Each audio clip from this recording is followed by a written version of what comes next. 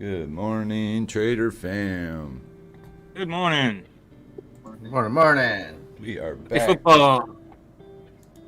Week 12, fantasy football. Dun, dun, dun, dun. Dun dun dun dun.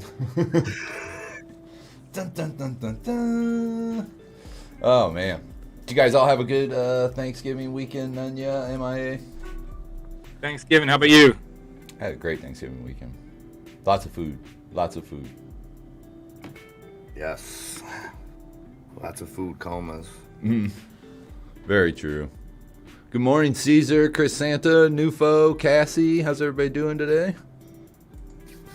Good morning, everybody out there.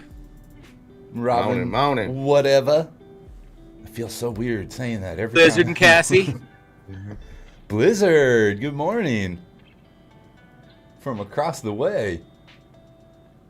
Yes. Good morning. All right. Good morning to the birdie hunter out there too, or good evening, good afternoon. I must take blame. I took a little too much holiday spirit with me, so we got up a little late this morning, so we'll run through stuff a little bit quicker today, guys. And that is 100% my fault. These guys were ready and waiting for me. Let me sleep, so thank you for that. I'm going to switch right into weather here so we get a good look at the remaining games of the week. Looks like do we have some snow going on anywhere today? I do not believe so. The updated's not showing any weather. I know they're not playing in Buffalo this week, right? They're playing away. I'm playing in Green Bay.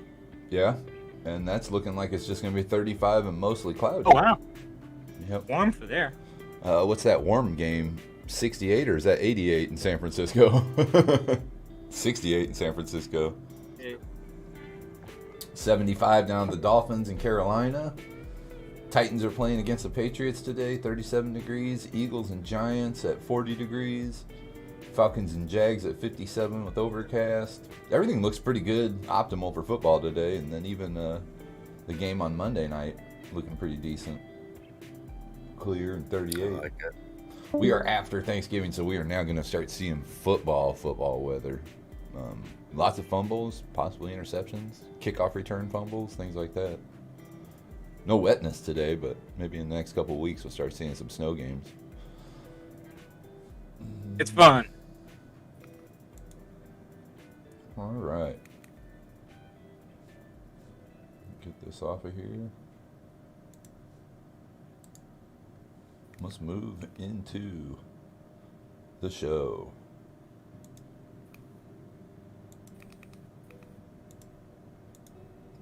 Ooh, flurries in Brooklyn, huh? See, Santa? Starting to snow a little bit. How much did you pick up in Buffalo? Did you say 3 inches MIA? Yeah, there's probably about 3 inches out there now. It's coming down. Not anything too crazy. I like it. Just enough to keep it pretty. Oh, I forgot to like the stream. If you can out there, guys, that little reminder, tell everybody to hit that like button. We really appreciate that. I'm going to do that myself. Oh, looks like there's a real important question from Rufa there, directed at you, MIA. Uh-oh. Uh-oh.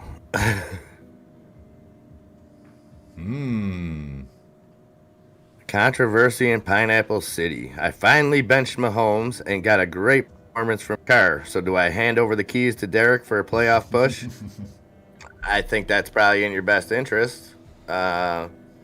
Mariota did vulture a touchdown from him, but that was okay. We still put up some numbers. But I think you're going to see that the rest of the year, Nufo. You know I'm on the Carr train. So, yeah, I think that was a well-played move.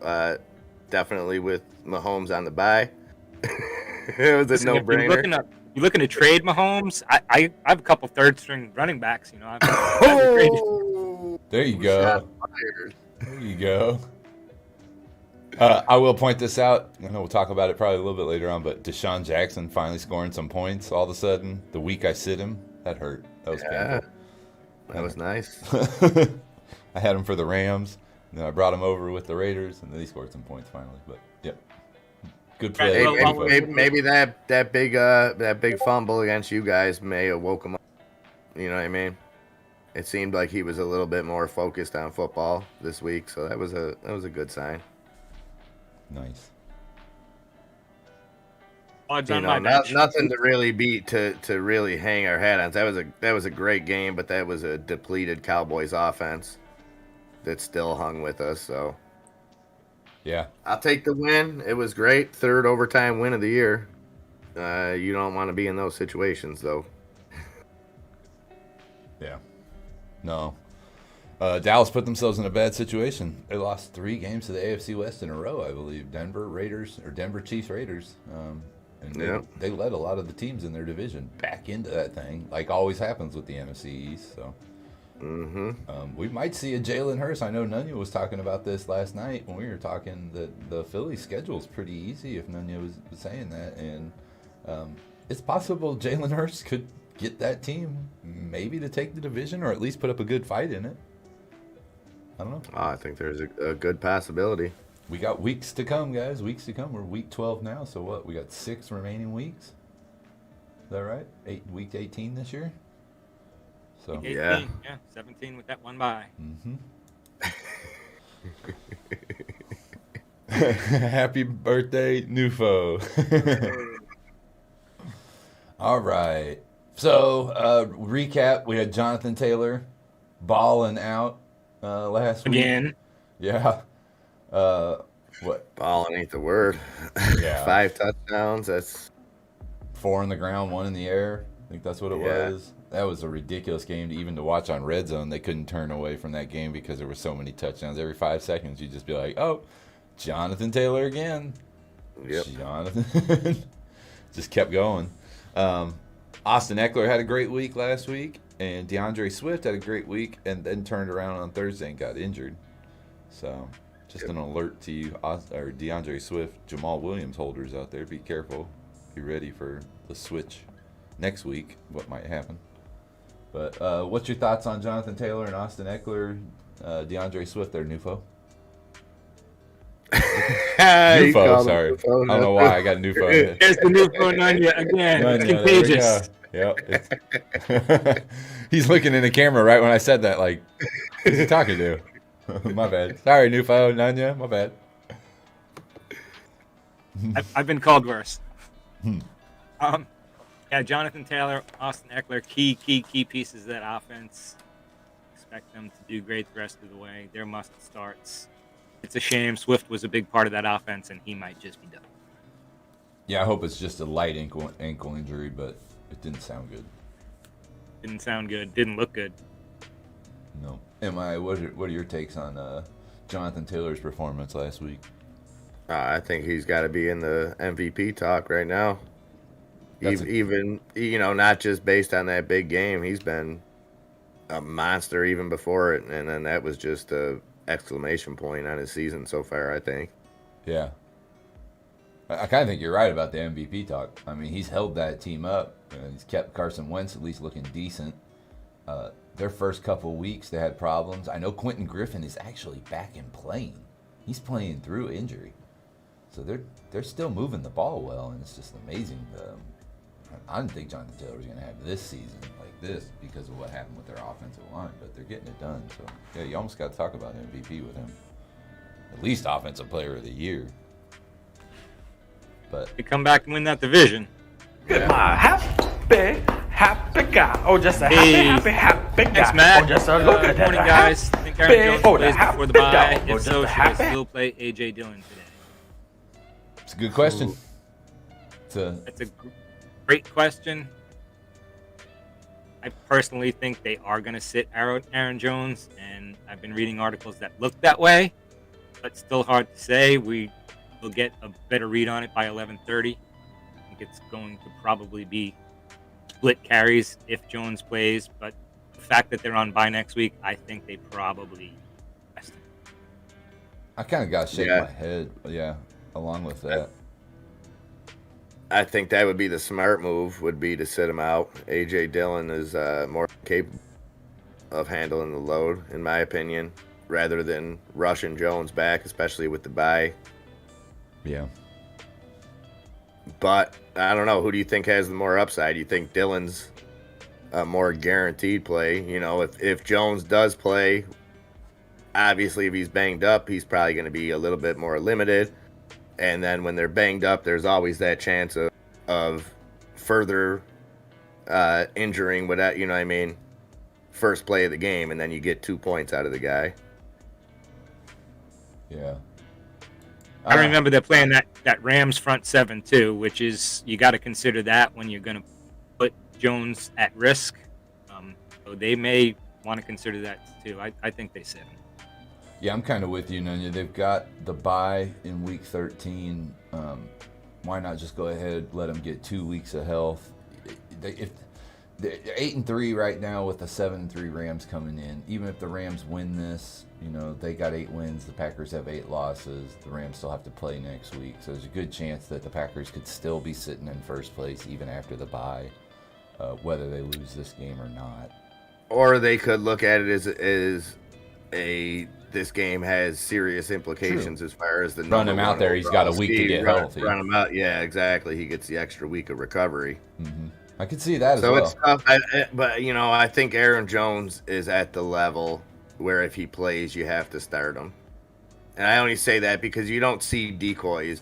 You don't see running back decoys. If he was a wide receiver and it was the same thing, I would say go with the backup. Okay.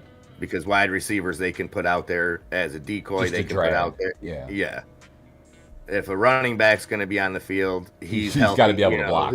Yeah, exactly. So it's not a slow thing. So I mean, I would definitely have to monitor that. And if Aaron Jones goes, I would still say he's probably a must start if he's playing. Understandable. Yeah. If he's playing, yeah.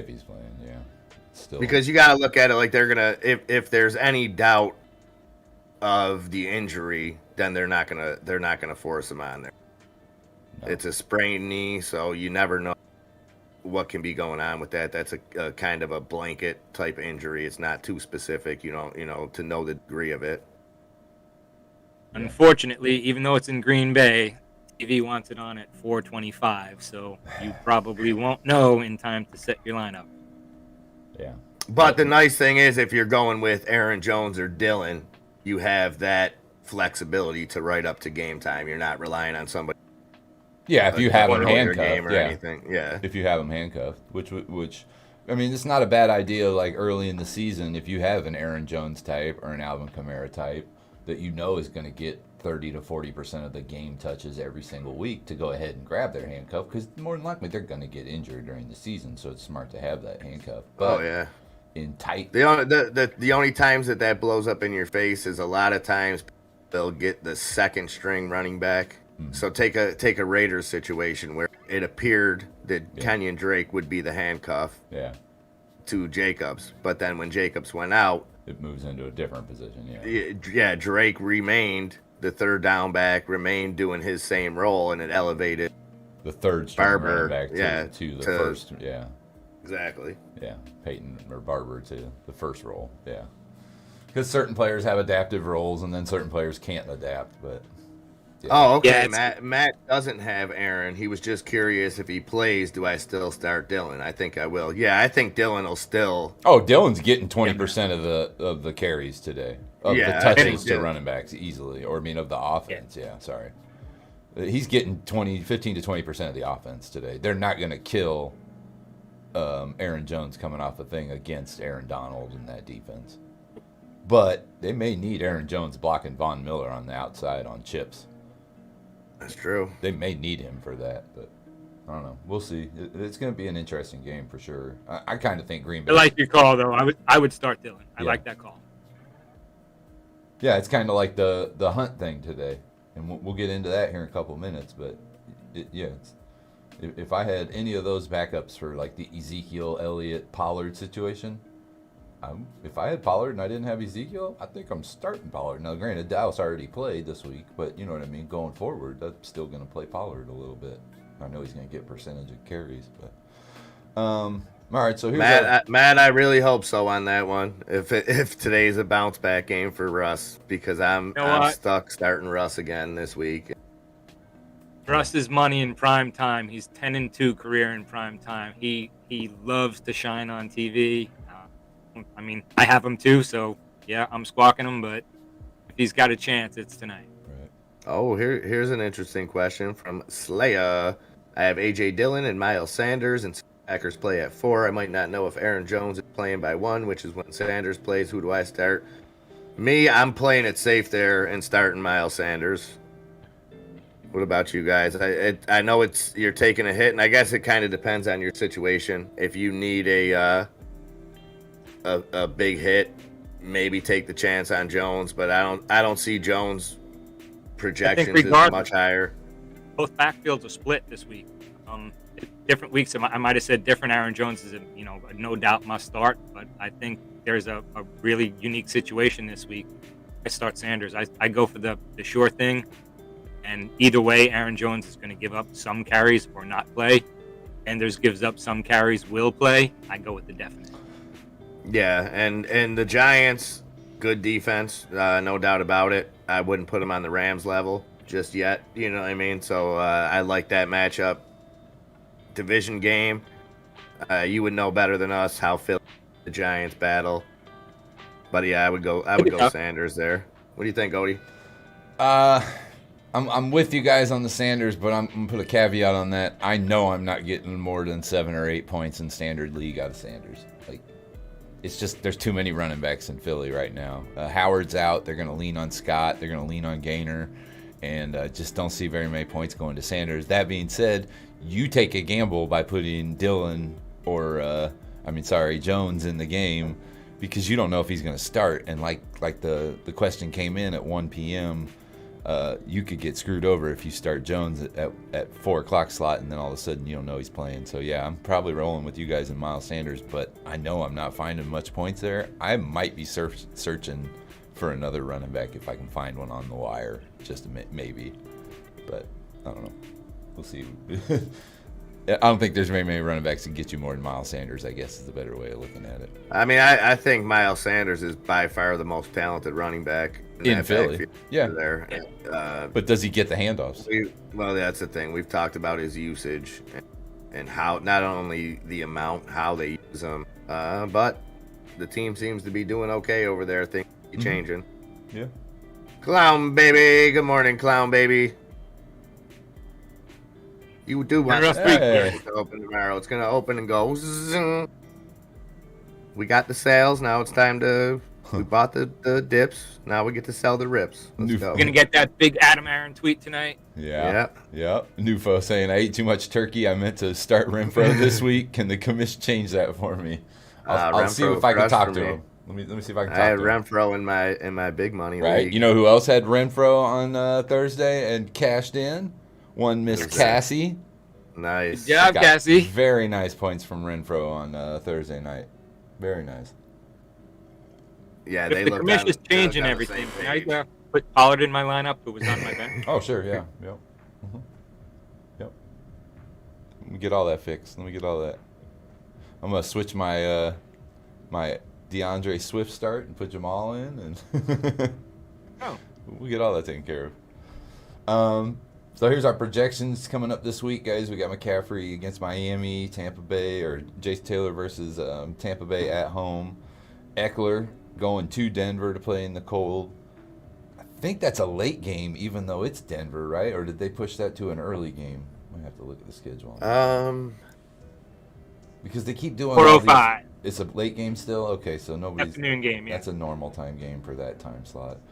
Pittsburgh's going to Cincinnati. That's going to be a huge game for Pittsburgh. I look for a lot of use out of Najee Harris in that game because they're looking to try to get back in control of that division, and Cincinnati smacked them in the first game. Right, and they hope to keep Chase and Burrow off that field as much as possible.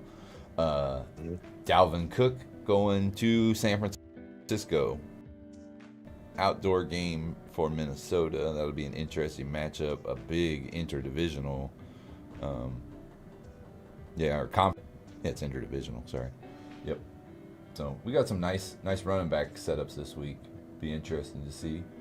Yeah, I like all those matchups. There's nothing that really. Eckler, I would, we're going to see with Chubb coming back for Denver's defense.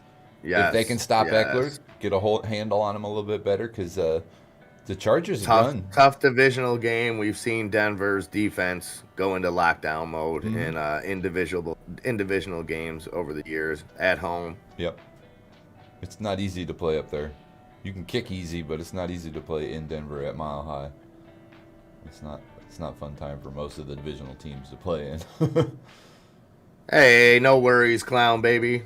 Get it all out, and then we'll turn that frown upside down, brother. That's all. It's all good. I'm right there with you, clown baby, but we'll get through it. We'll We'll keep watching them stocks. Nufo's predicting Tampa Bay defense shuts down Taylor. Nice. Okay. I don't know if that defense from the friggin' longest yard could shut down Taylor right now, but maybe. You never know. He's running. He's got the vision. It's not just the offensive line. He's got the vision. He's seeing the holes and seeing the moves before they happen. So I'd make Wentz beat me though. I'd game plan to stop him. Go ahead. I'd make Wentz beat me. Yeah. Yeah, I agree. And I got to say, Wentz has been playing okay. Wentz has been progressing over there, and I think it's 100% due to Frank Reich. I think that's the reason behind Wentz's success right now. Yep. Put him in Philly when he was good. And again. All right. Oh, there's an interesting one. Pick 2, Aaron Jones, Gaskin, Miles Sanders, or Melvin Gordon.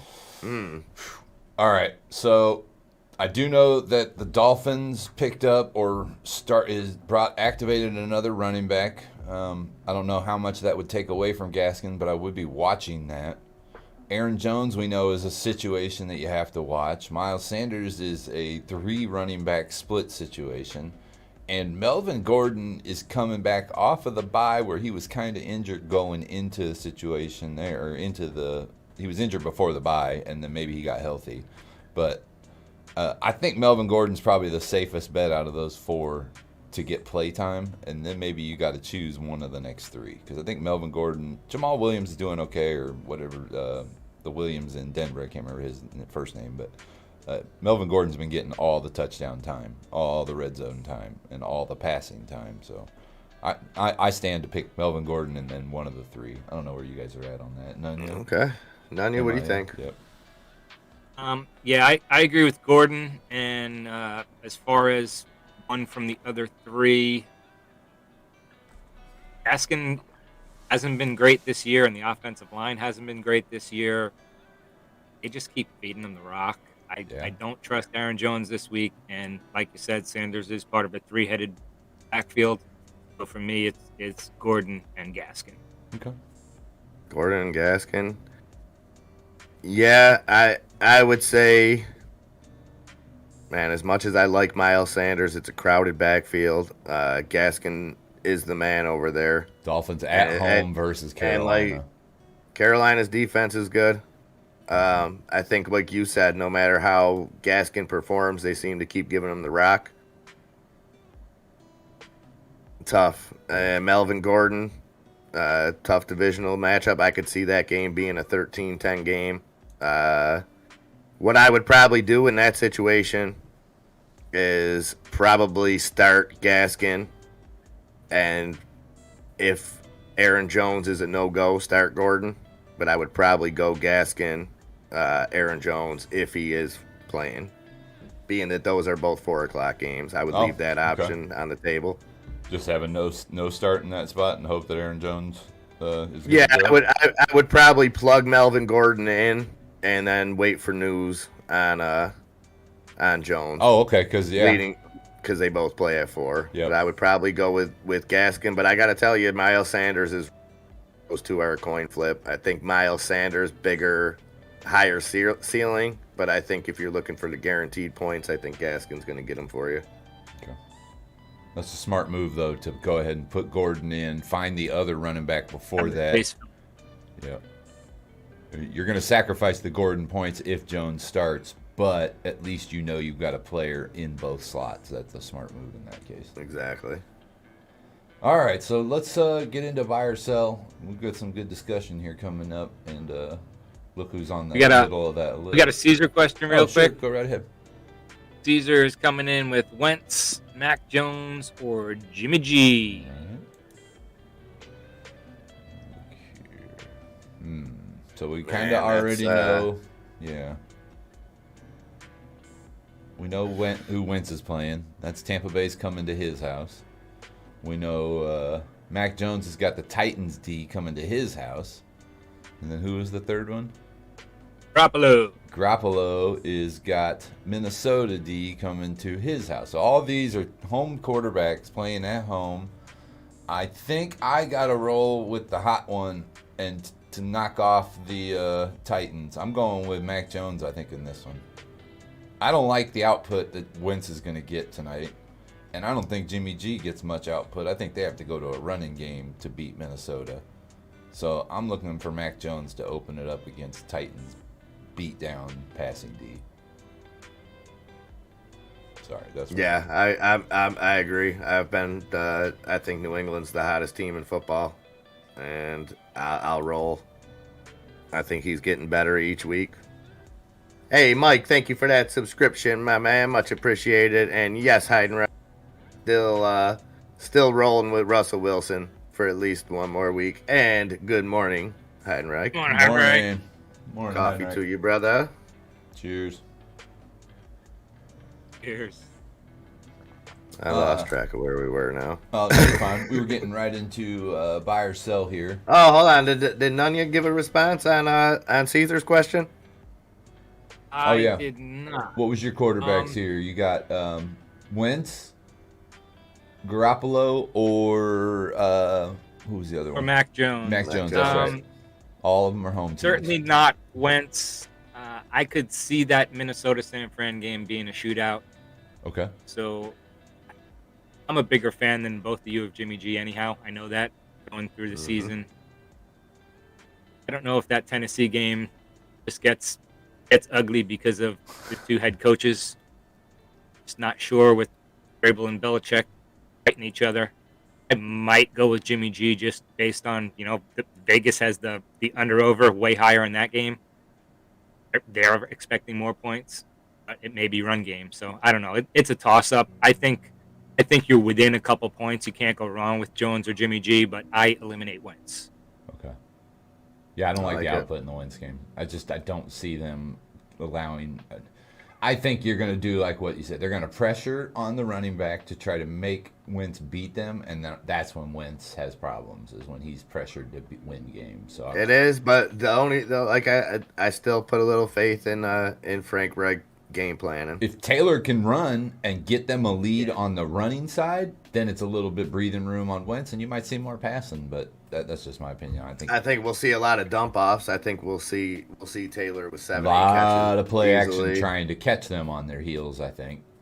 As soon as they start squeezing up on Taylor, you might see Wentz pull up and do a 40-yard pass to somebody. And I'm not a huge Wentz fan by any means. I think they're playing him to his strength so good right now. Two things real quick. Yeah, that's why they're having the success. Richard Carver, y'all out of your minds. The Lions are winning the Super Bowl. Go Lions. And funny meme, guys. Cam Newton or Herbert daily fantasy today? How much do they cost? Right. The same cost in daily fantasy. And then you got to look at who they're playing. Well, Cam Newton, I would expect you to get Cam Newton for a much better price than Cam's going to be playing in warm weather Dolphins, Miami, all right? And then Herbert is going to Denver for only the third time in his career. Maybe fifth time. He's cold been there 3 years. Weather. He's been there 3 years. This is his third year or second year? Second year, right? Second year. So this is the third time he's ever traveled to Denver, more than likely. 7K compared to 5K. You know what? On a daily, I would take the flyer on Cam. As much as it pains me to say that, I would take the flyer to save the 2,000. Yeah, you might be able to find a good running back or another tight end or something that's going to cash you in better points during the day, and you're going to get close yardage touchdowns with Cam if they're inside the 5. That's who they're going to. That's not to take away the upside of Herbert. The ball throws a little easier out there, whether it's cold or not. So we may see him take the ball downfield, but I see Denver's defense playing this one tight at home. Yeah. For why? That's not a bad take.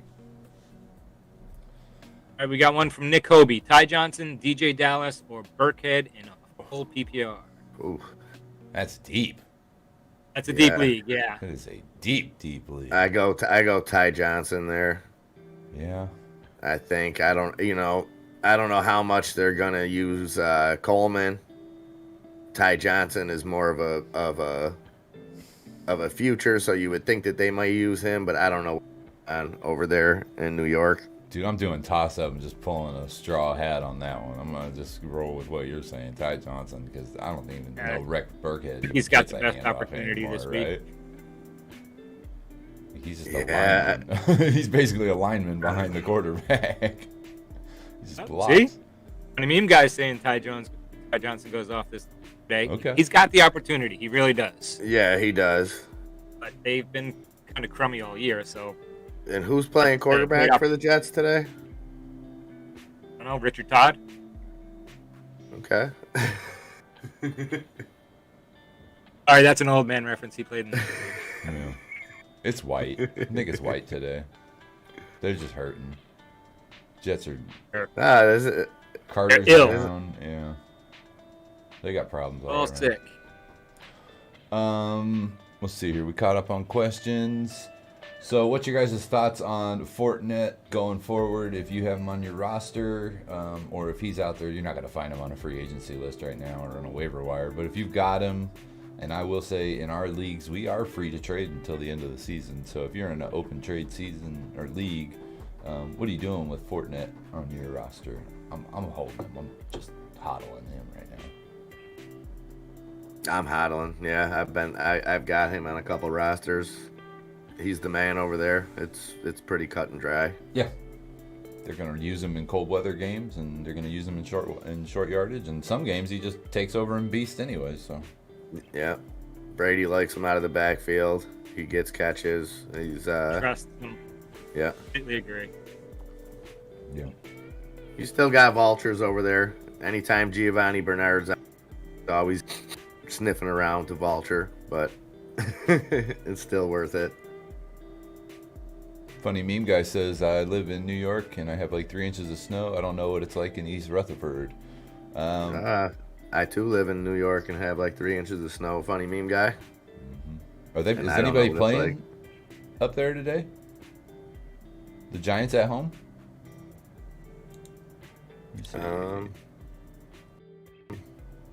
see. Yeah, Giants are at home versus Philly at noon. Yep. So that's who's going to be dealing if there's any snow.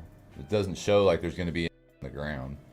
Yeah, the Jets play in Houston, so no weather issues there.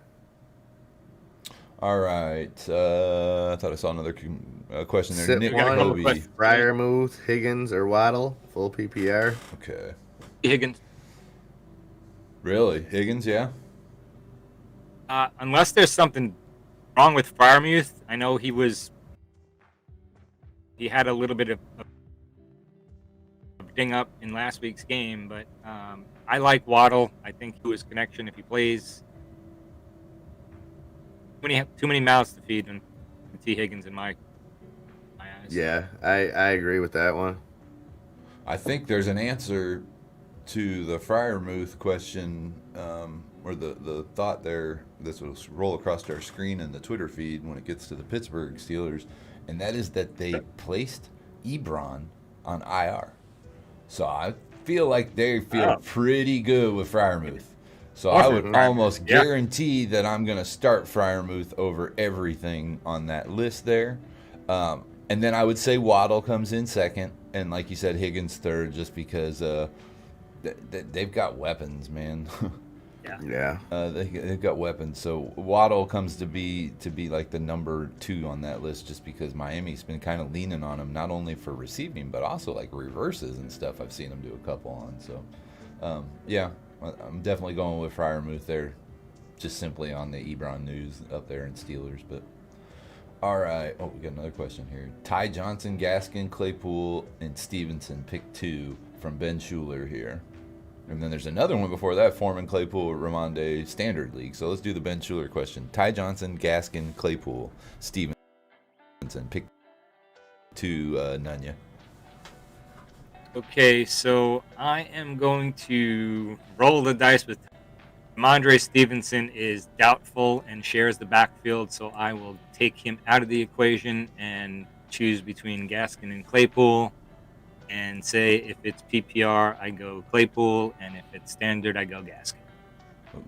Okay. Yeah, I'm gonna say the same thing. I take Stevenson out. I'm probably gonna go Claypool and then the toss up with Johnson or Gaskin.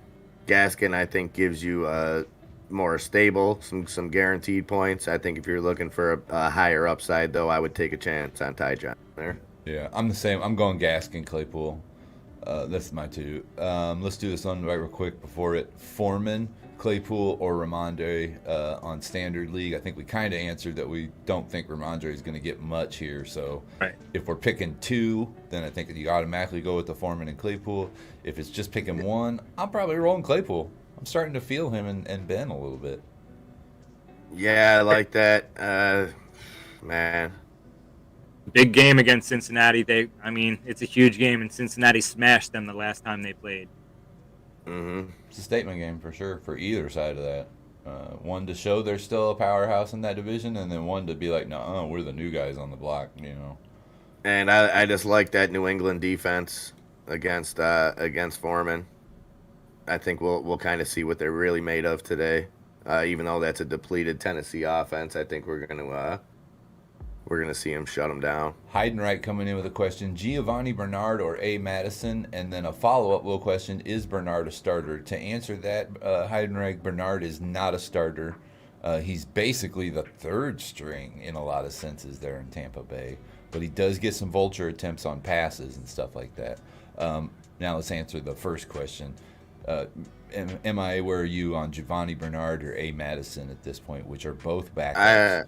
I would think that A. Madison maybe has a higher upside because at least he's the other guy with Delvin Cook, and Bernard, you have Jones and Fournette kind of ahead of him. Bernard, if it's a tight spot where you have to start him, Bernard always has that touchdown capability, like I said, of vulturing.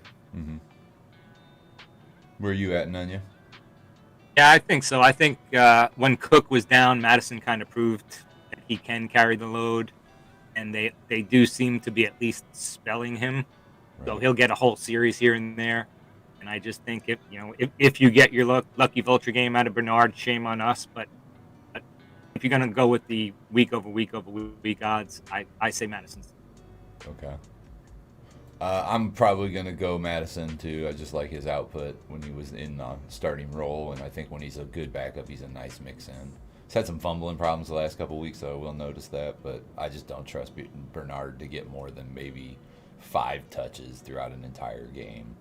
All right, Nick Hobie came in here with pick 2, Elijah Mitchell, Javonte Williams, Jacoby Myers, or Devontae Smith, full PPR.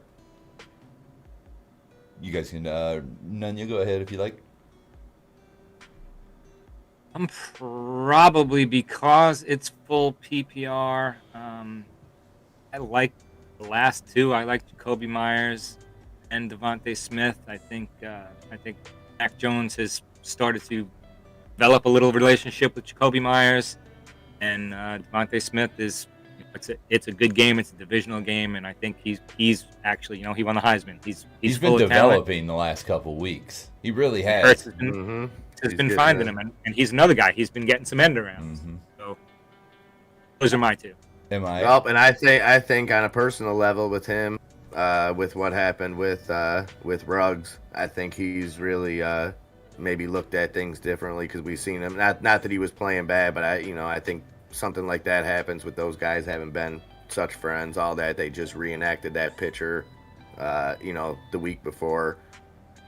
Yeah. I think he probably has a new appreciation, and I think that relationship with him and Hurts just keeps getting better. Yeah. I would say also, I agree with both you guys on that one, but I would also say that the PPR is the key here. Elijah Mitchell in that San Francisco offense we've seen is not going to catch much passes. He's just going to get handed off. And Javonte Williams in the Denver, when they pass, they go to Melvin Gordon. So if I'm playing full PPR and I really want to get the points out of that, I'm probably going Jacoby Myers and Devontae Smith simply because they're going to get catches in full PPR. Now, that said, you could get some love from Javonte or Elijah if they do catch passes, but I'm not expecting them to, so I'm going to go with the latter two just because it's a PPR. And they are starting players on both their teams. So, all right, let's see here. We got a question from Ernie Torres. Okay. Ernie, the reason that first one got deleted because you had a period in there, so Streamlabs mistook it for a link. That's all it was, brother.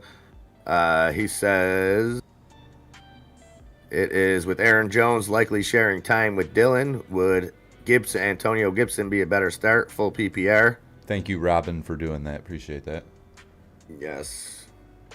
Man. What time does Washington play? Washington plays tonight or tomorrow night? I believe so. Let me take a look. Right, they're a night game. Yep.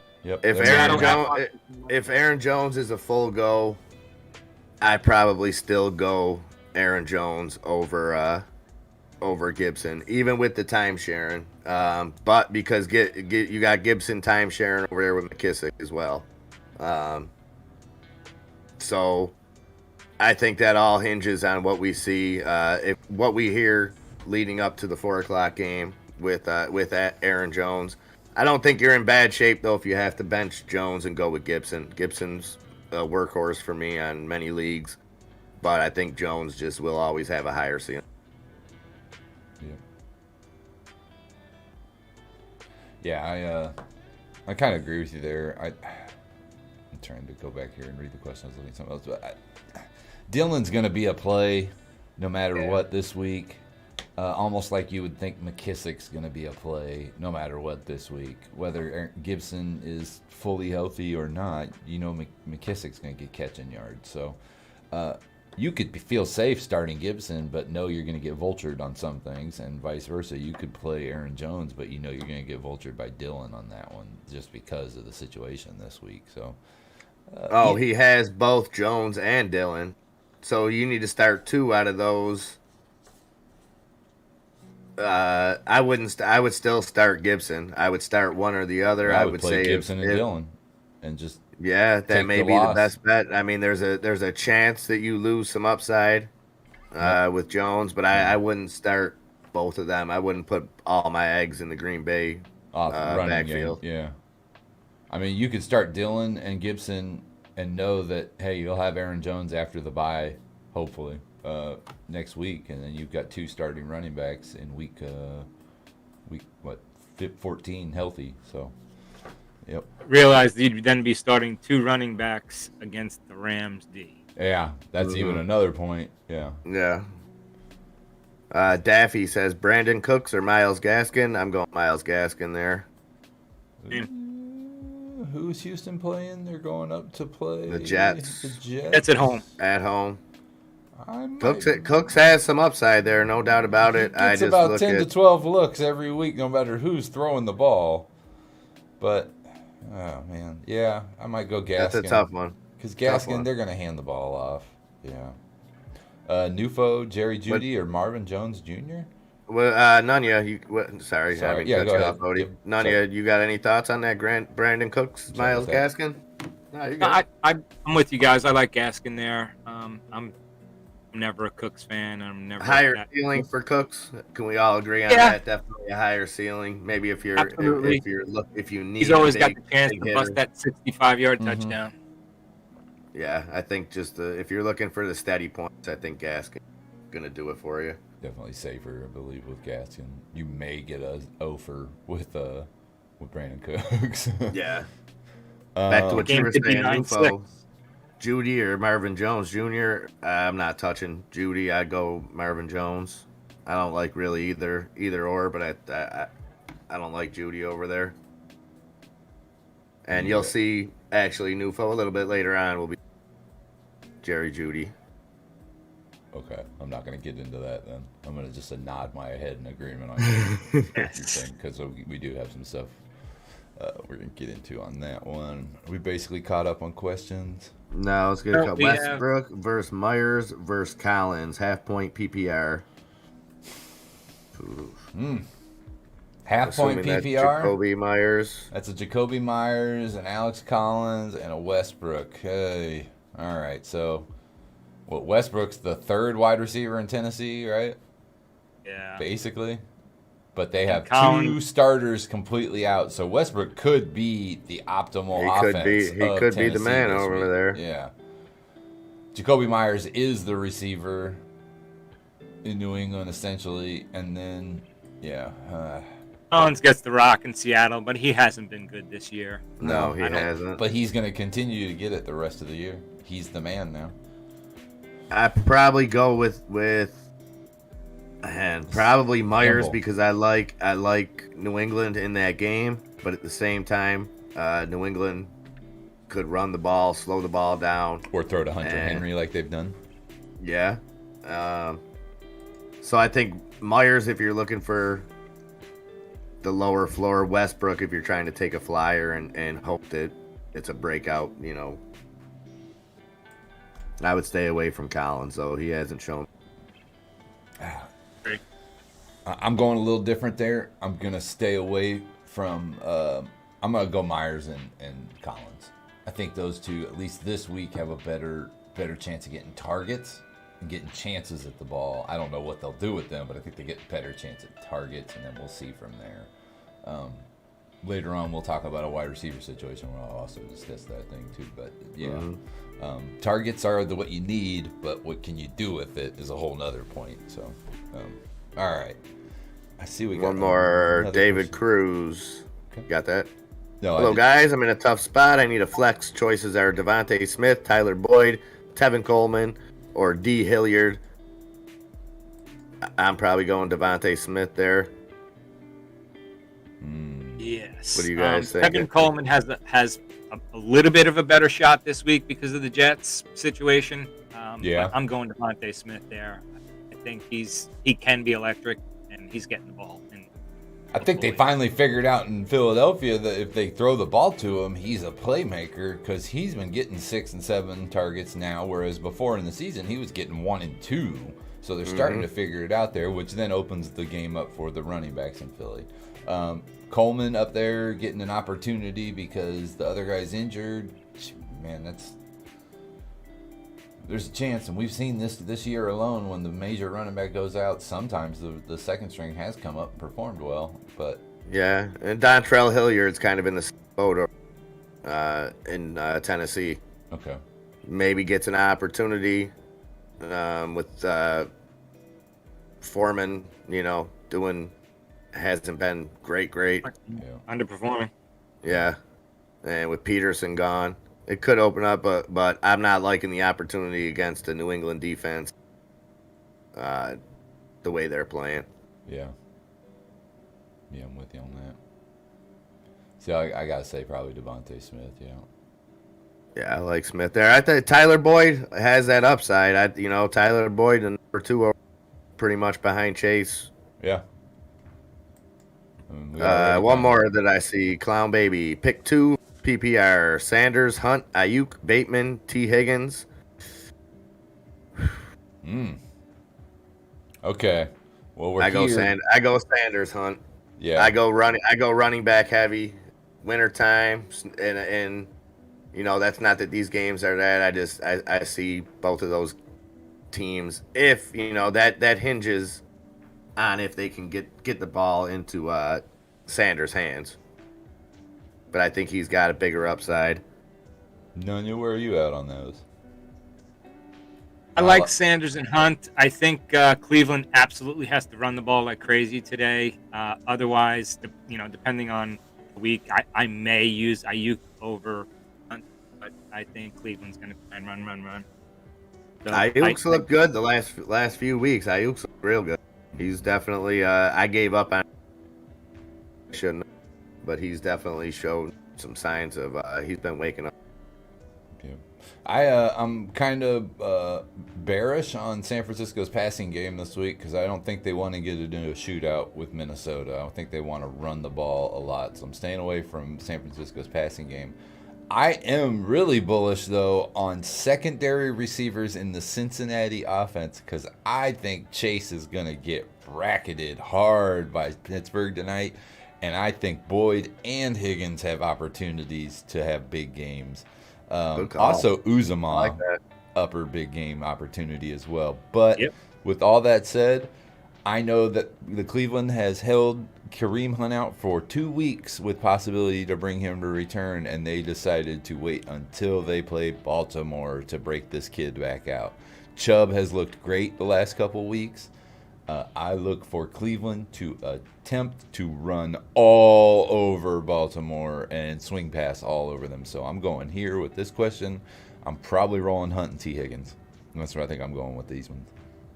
That was a long way to get to that little short-ass answer, but sorry. Excuse my language. Short answer, but yeah. All right. Caesar coming in with a Hunt, Javonte Williams. Hunt or Javonte Williams. Let's do that real quick because then we'll roll in here to buy or sell and move on. I like Hunt there. You the same way? Yeah. None yet? Yeah. Yep. They're both backups. Javonte Williams doesn't seem to get any of the good touches in Denver. He seems to only touch the ball in between like the 30 and 30, and then they pull him out completely. So, yeah, I think we're all going Hunt on this one. All right. Bracket. Just saw Schefter. Schefter just tweeted that Marquise Brown is expected to play. Nice. Nice. Yeah, that helps the Baltimore offense. Bracketed. That's a word, isn't it? Yeah. You could be bracketed. You bracketed things. Yeah. All right. So let's move into. We already talked about Fournette. So let's move into Gordon here. I'm big on Gordon. I've been using him in a lot of my fantasy leagues all year. I'd like to hear your guys' opinions on him. I know where I stand with him. I like him. He needs a contract. I think they'll just. I think he'll continue to be the workhorse there unless he gets hurt. I don't put him at the top echelon, but I think as RB2, he's great. Where you at, Nunya? Yeah, completely agree. And that was a great point by MIA. He needs a contract.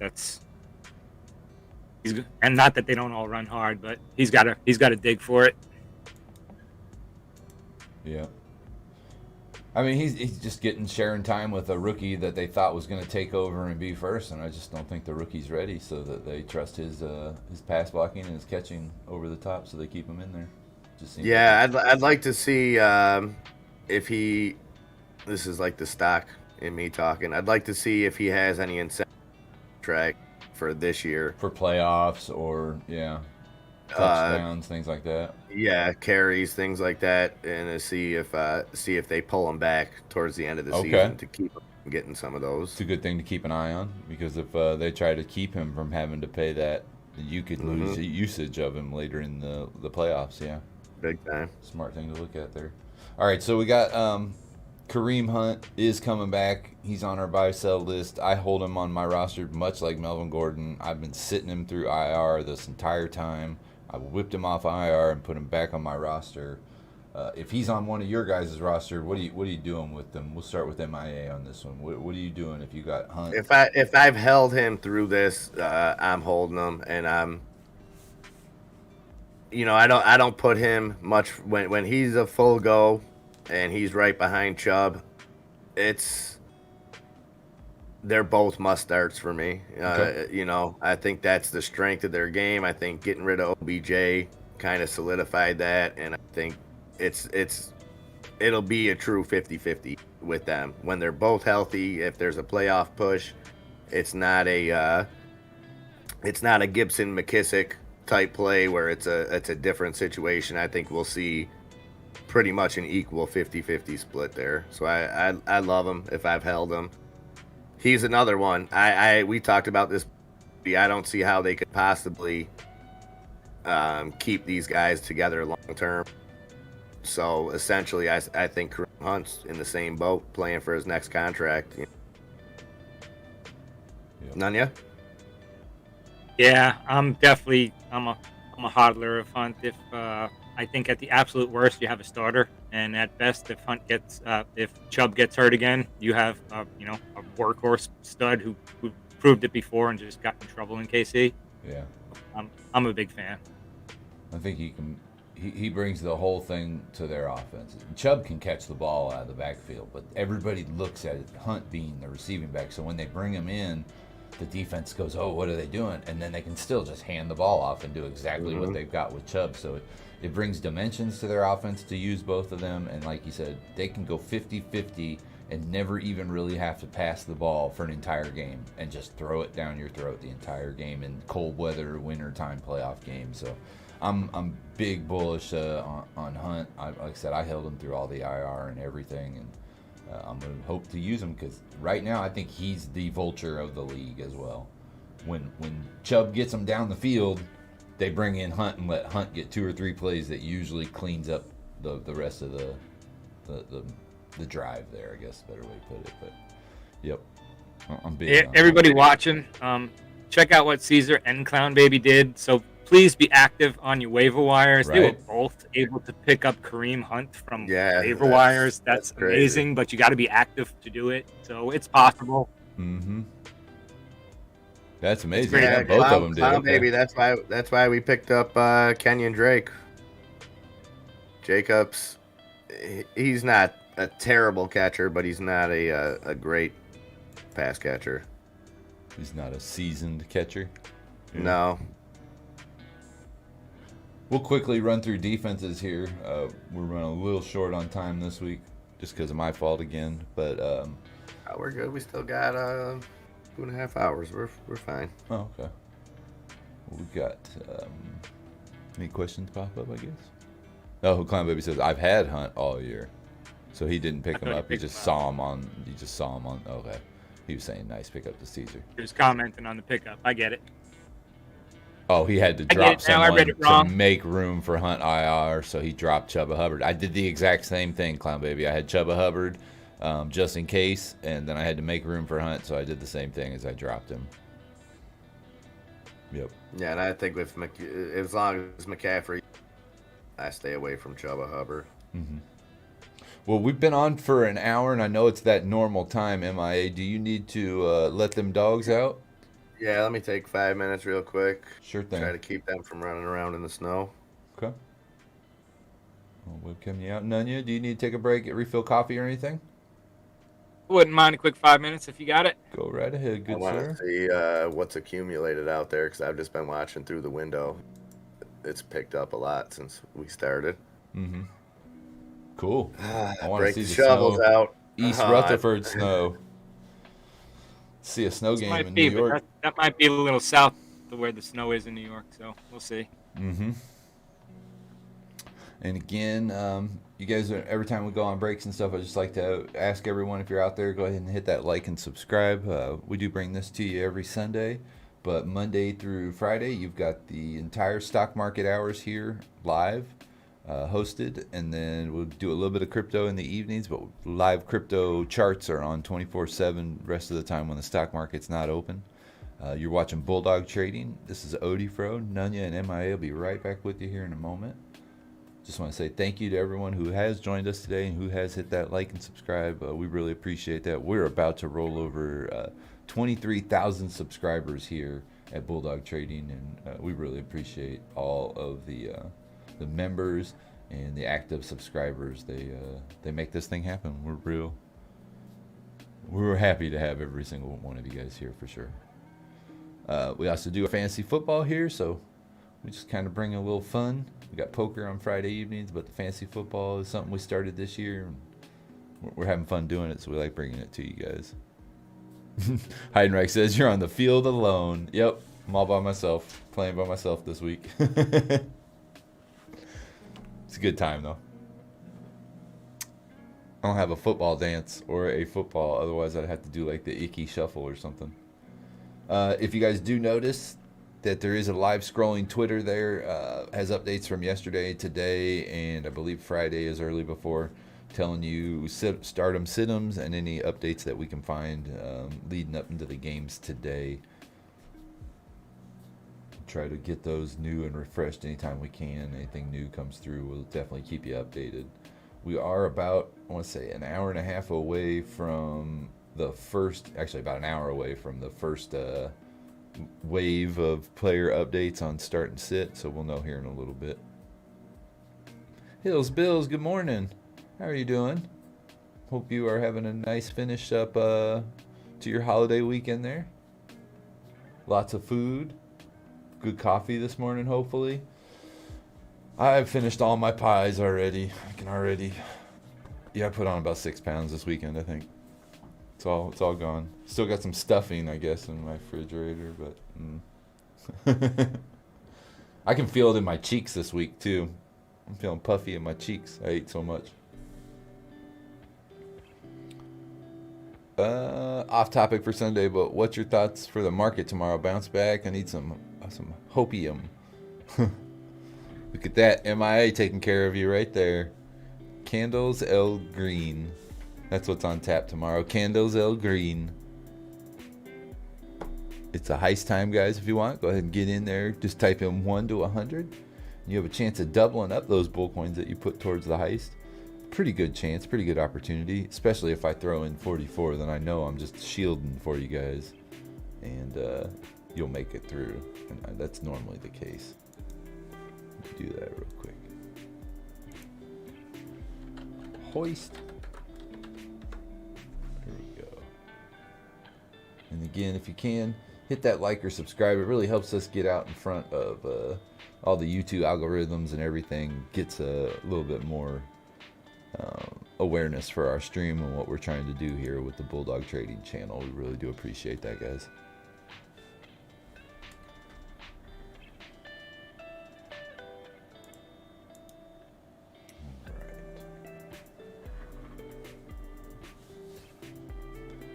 But let's see, we don't have any new questions up in there. So if you guys do have any questions fantasy related or anything stock related, we can try to help you there.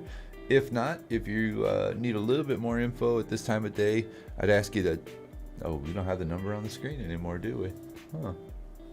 I was about to tell you to text Bulldog's number to get your entry into the Discord, but we might have to wait on that one.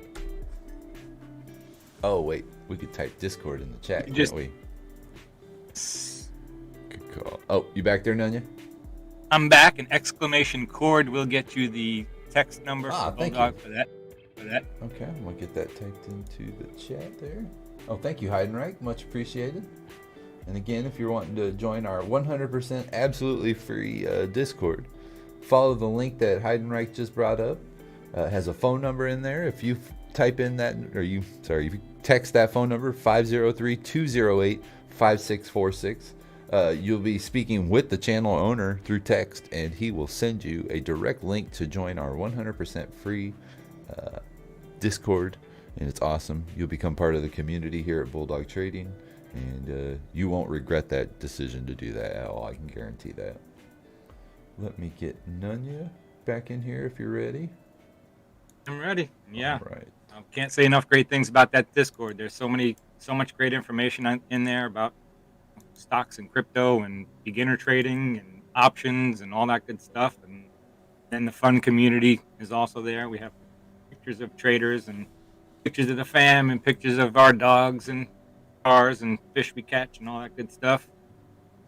And then the fun, we play poker on Tuesdays and Friday nights, and we watch football on Sundays and Mondays and Thursdays, and sometimes we have trivia nights and game nights and all kinds of good stuff. It's a blast, and it's free. Yeah, and we are working Free. on new stuff every single day. That's going to be coming out. Once we get done with football, don't worry, it's not going to end there. We're going to have a bunch of new stuff to do in the Discord every night. We like to hang out here. We work hard and we party hard, and we're just trying to keep a family together here. So we'll have stuff to do all winter long, locked up in our houses through snow and whatnot. Jump on the Discord and enjoy, have some good time. It sounded like Mr. MIA is back, so I'm going to bring him back. Robert Harris. Oh, Mr. Harris is in the house. Good, buddy. Robert Harris. I'm going to fade myself out and go grab some coffee. If any questions come through, I know you guys have that handled 100%. So I'll be right back. It's like Odefro did a good job of getting those likes up. Thank you. If anybody's on here right now and didn't give us that thumbs up, we really appreciate it. I'm sure but you know, it's a good way we get ahead of those YouTube algorithms and get more people to see us. Helps us a lot. Yes, sir. Mr. Harris, good morning.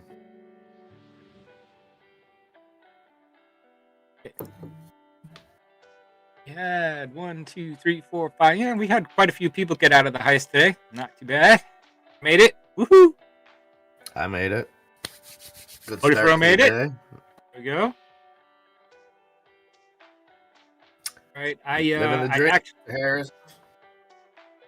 Tom Pelissero tweeted out that there is optimism that Aaron Jones will play in Week 12. So everything I was reading might be wrong. Okay. That is a tweet this morning. That from changes Green things Bay. up a little bit. Yeah. So just something to keep our eyes on. You know, unfortunately, like I said before, that's a late game, but hopefully we get some more updates at 11:30 when we typically get team reports. So what do you think? If he plays, are you starting him? I mean, unless I don't have any options at all, if I have the luxury of somebody else, I bench him this week. I think at best he splits the carries, and that's a tough defense. It's just AJ Dillon, Fudd. It's tough because it's always tough when if you have Aaron Jones, you took him probably with your first pick. You know what I mean? With your, he went in most drafts, anywhere from 4 to 8 to 12, somewhere in the first round. It's always tough. And like I said, it's with running backs, to me, it's always different. With running backs, if they play them, they're usually in the game to play. They're not, not just dragging a defender. Yes. Morning, Hills. Good morning, Hills. I see I didn't get a good morning, but good.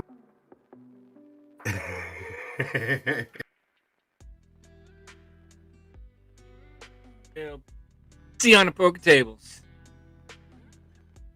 And of course, in the chat all week. It's trading. tough for me today with the Raiders having already played, Bills not playing. It's like football doesn't exist in this city today. Last week, waiting for the Giants to get throttled on Monday night. My Sunday was just it was weird and unfulfilling. Took forever.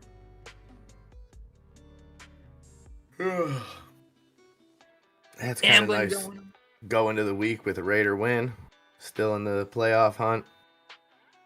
It was nice to see the Bills get a win too for all the people around here on Thanksgiving.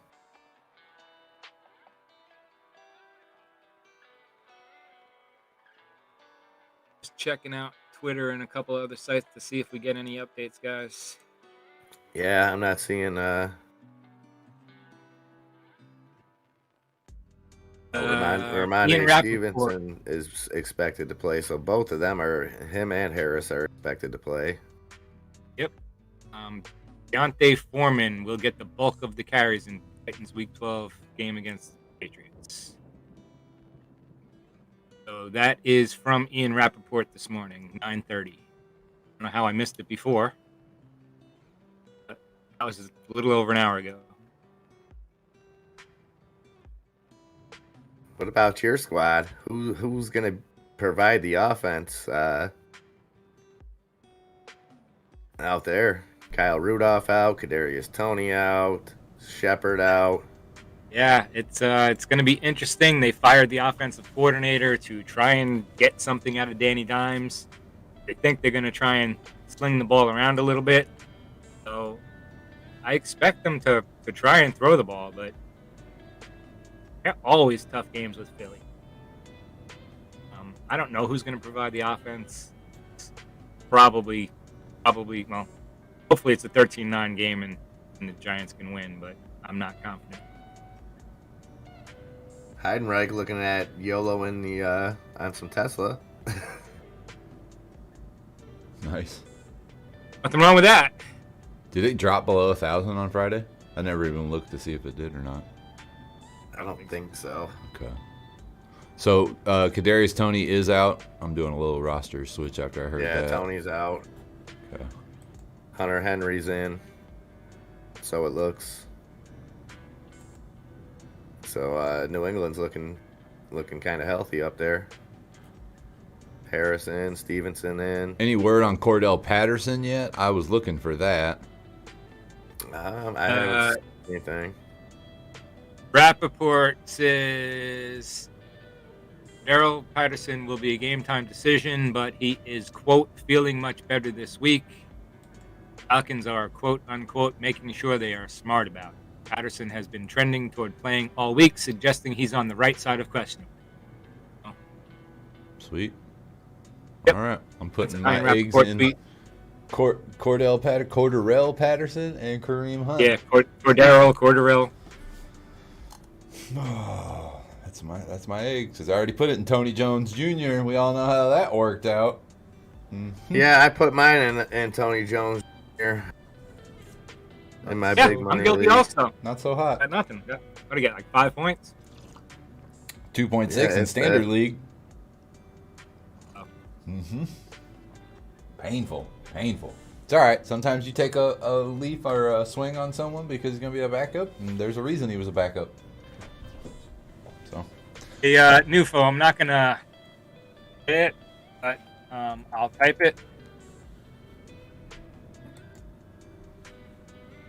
Okay, so I did just update some news in the Twitter feed. Let me get that, make sure it updated in ours here on the stream itself. There was some new news coming out of the Pats about Ramondre Stevenson and all them. Let me see if I can pull it back up on Twitter. Adam Schefter was reporting it. I saw he said they're both going to start. Him and William, they're not both going to start. They're both going to play. Oh, so okay. So that's what my MI was talking about. New England's looking healthy, and then some news on Ezekiel that they said, or CD Lamb, sorry, who missed Thursday's Thanksgiving game. He will be back for Thursday night's game coming up next week against the Saints. So they're playing back-to-back Thursday night games. Dallas is, so be ready for that. CD Lamb will be back on Thursday, 5 days from now, and that was about 5 hours ago that came out. So that's a pretty early note that he'll be back next week. I didn't see anything from Ian Rappaport. I know you called out something that Ian had just put up. I'm going to check Field Yates real quick. No. Colts running back Jonathan Taylor has a chance of history today. If he surpasses 100 yards from scrimmage and scores a rushing TD, he would become the first player in NFL history to do so in 9 straight games. Wow. The Bucs allowed just 78.4 rushing yards average per game. Easily the best in the NFL. So Jonathan Taylor has his work set out in front of him today to try to conquer. It'll be an interesting game to watch. Yeah, I think it's a good test for Indy coming off that huge win in Buffalo. Mm-hmm. That was huge. It was a big win. That was it was a big win. It was a crappy loss for Buffalo, but a big win for Indy. Not to mention it was Frank Reich beating his old team. Oh yeah. Let's see here. So we moved into defenses. Those are our projections for this week. You got New England at Tennessee. You got Carolina at Miami. You got Houston at the New York Jets. I played Dallas this week. They had a huge return game earlier in the week. I know we're not really recapping defense too much. Dallas has been a great defense for me. What's been your go-to defenses for the season? I know you're a streamer, Nunya. What's been your go-to defense if you can find it and go to it? My go-to defense has been chasing anybody who was playing the Jets 2 weeks ahead, Okay. or anybody who's playing Houston or Jacksonville 2 weeks ahead if I can't find the Jets. I think you've I'm said an that. absolute streamer. I think I remember you saying that last week as well. So I'm an absolute streamer on defenses. I just, every once in a while one pops up and scores 30 points and beats you. But otherwise, I think, if you pick the right team, you can get your 10 points, 12 points every week.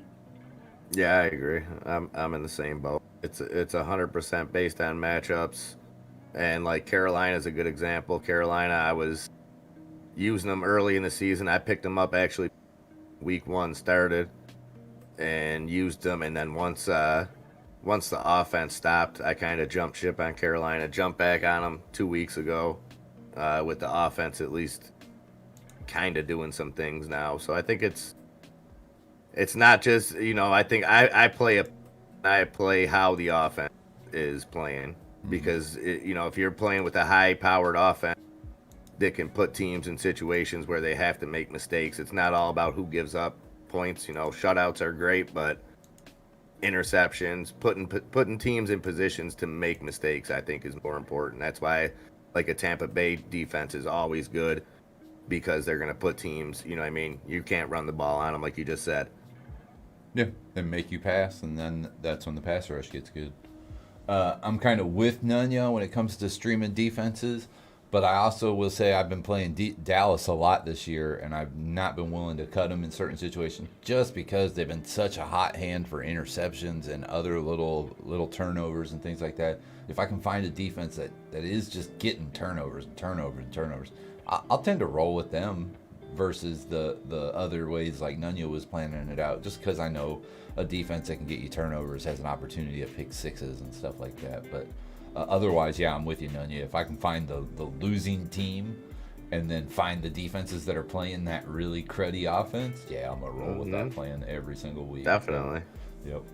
It's just a smart But at the same time, I'll roll with certain leagues, depending on what leagues you're in, with like limited transactions, or if you pay per transaction, I'll roll with a hot-handed defense, even if it's not the best matchup. Right. You know what I mean? I won't make that move on a flyer if they're performing okay for me. Same thing with kickers. You know what I mean? And it didn't turn out to be this way, but I sat Dallas's defense against the Chiefs. Now, granted, we all know that wasn't a high-scoring game in the end, but I didn't want to use Dallas's defense against what I thought would be a good Chiefs offense. But then I didn't drop them either, because the very next week I brought Dallas back and they got a bunch of picks. So, and they still lost, but they got picks and stuff against Carr in that offense. So it was still a good defensive play for me. We got a question from Sleek. Says half-point PPR, Rashid Bateman, Jeff Wilson, or Ty Johnson. I like Ty Johnson there. I think he's going to get some catches out of the backfield, more so than a Wilson, and I think you're just taking a chance on Bateman. 100% agree. I agree. I think Bateman gets pushed back. We did find out that Brown is playing this week for Baltimore, and Jeff Wilson is splitting more carries, and so is Ty Johnson, but I think he's got more opportunity this week. And you're right. I think at half-point PPR, I think Ty Johnson gets some pass reception. So I think we all say Johnson. Yeah. I think we're all on and that. Clown Baby, I don't blame you one bit. I would start the Eagles defense against the Giants, brother. Yeah. Chris Santa, yeah. The AFC West let them sit around for too long, let them hang around. They had a chance to close the door on them, at least the Chargers and the Raiders did, and then they let them back in. And you got to watch out now, because Chiefs defense is getting hot over the last 4 weeks. That's what's scaring me is the defense. I still don't think. I don't think Mahomes the offense is back looks yet. No. Exactly like, you know what I mean. But that's what's scary, is because him and Tyreek and at any moment and the can boys, flip a they switch. can step it up. Yeah, exactly. Yeah. And if the defense is only letting teams score 20 points, watch out. Watch out, because the Chiefs can put up 20 points at any moment's notice, 3 touchdowns like that. And if the defense is only giving up 20 for an entire game, which I think is the average over the last 4 games, then watch out. It's AFC Championship again, possibly. It's a beautiful season this year. Yeah. I can't remember the last season. Every single AFC playoff teams. team still has a chance. Mm-hmm. I don't know if I told you this. I know Nunya knows it. Every single one of the Chiefs' losses right now is to a team that, if you stop the season right now, is a playoff team. Nice. Chargers, Buffalo, Titans, and Baltimore. So there's tiebreakers all over the AFC right now where no one has just a lock on home field advantage. It would literally take someone getting a 3-game lead probably over the next couple weeks to really seal up the AFC. It's going to be hard to do. All right. I think we are good. Sorry, I'm reading the Chris Santa comments there. Yeah, I just put a little response on there too. Okay. If we need any help, we'll get you on there. All right. Absolutely. Let's roll into everybody's favorite position. Everybody's favorite position. The old tight end. Dun, dun, dun. Look who's at the top of the recap this week. Oh my gosh. At the top of that. Zach Ertz with 30 points. It's amazing what a new offense can do for you, even when it's not the best quarterback on that offense throwing you the ball. Yeah. That was Colt McCoy. Right? Like, he rolls over there first week. I don't think he played his very first week, right? They didn't designate him to play that first week. I think he did. I think he played that week and got like three or four. Like the very first week he couldn't play because he had already played. Mm-hmm. Right. But then I think the next week he caught a touchdown. Next week, yeah. Right. And it's been hot ever since then. Like, he's shown he's the number one quarterback there ever since then. Yeah. Or not quarterback, sorry, tight end. Yeah. I love him. I love some Ertz. Yeah. I liked him in Philly. It was probably mutual benefit because of what Goddard's doing over there. I think it was probably good for both teams. They're going younger. They didn't want to pay his contract. He went to Arizona with a chance to maybe get a second ring, possibly. Oh yeah, and they were damn near undefeated when he. Yeah, they're going all in. Yeah, it's exactly what they're doing. To me, it was a classy move from Philly too to get him out. You know what I mean? Not hold there, not and let him go to a contender in their conference. They knew they were going to have to play this guy at some point. So props to them for letting him roll. Oh, Caesar's in the Hertz gang. You know it, Mr. Santa. We'll get him in there. Yeah, no problem, man. You know what this place is about. Nothing but love for Edward Durden. That's my boy. We'll get it done. Then we had Derek Waller. Waller, Kelsey, no surprise there. Waller getting off the schneid, though. He's had a couple bad weeks leading up to this week. It's finally him. And then he got hurt on Thursday. I'm kind of closely watching that. As am I. I haven't really heard much on it. No. But I'll be keeping an eye on it. Definitely. Yeah, we'll have to keep an eye on it because just like the Chiefs, I believe the Raiders' meat of their schedule starts getting hot now with AFC West division games. Oh, yeah. The Chiefs have only played one division game. We've got, in the 6 remaining games, there's 2 division games, sorry.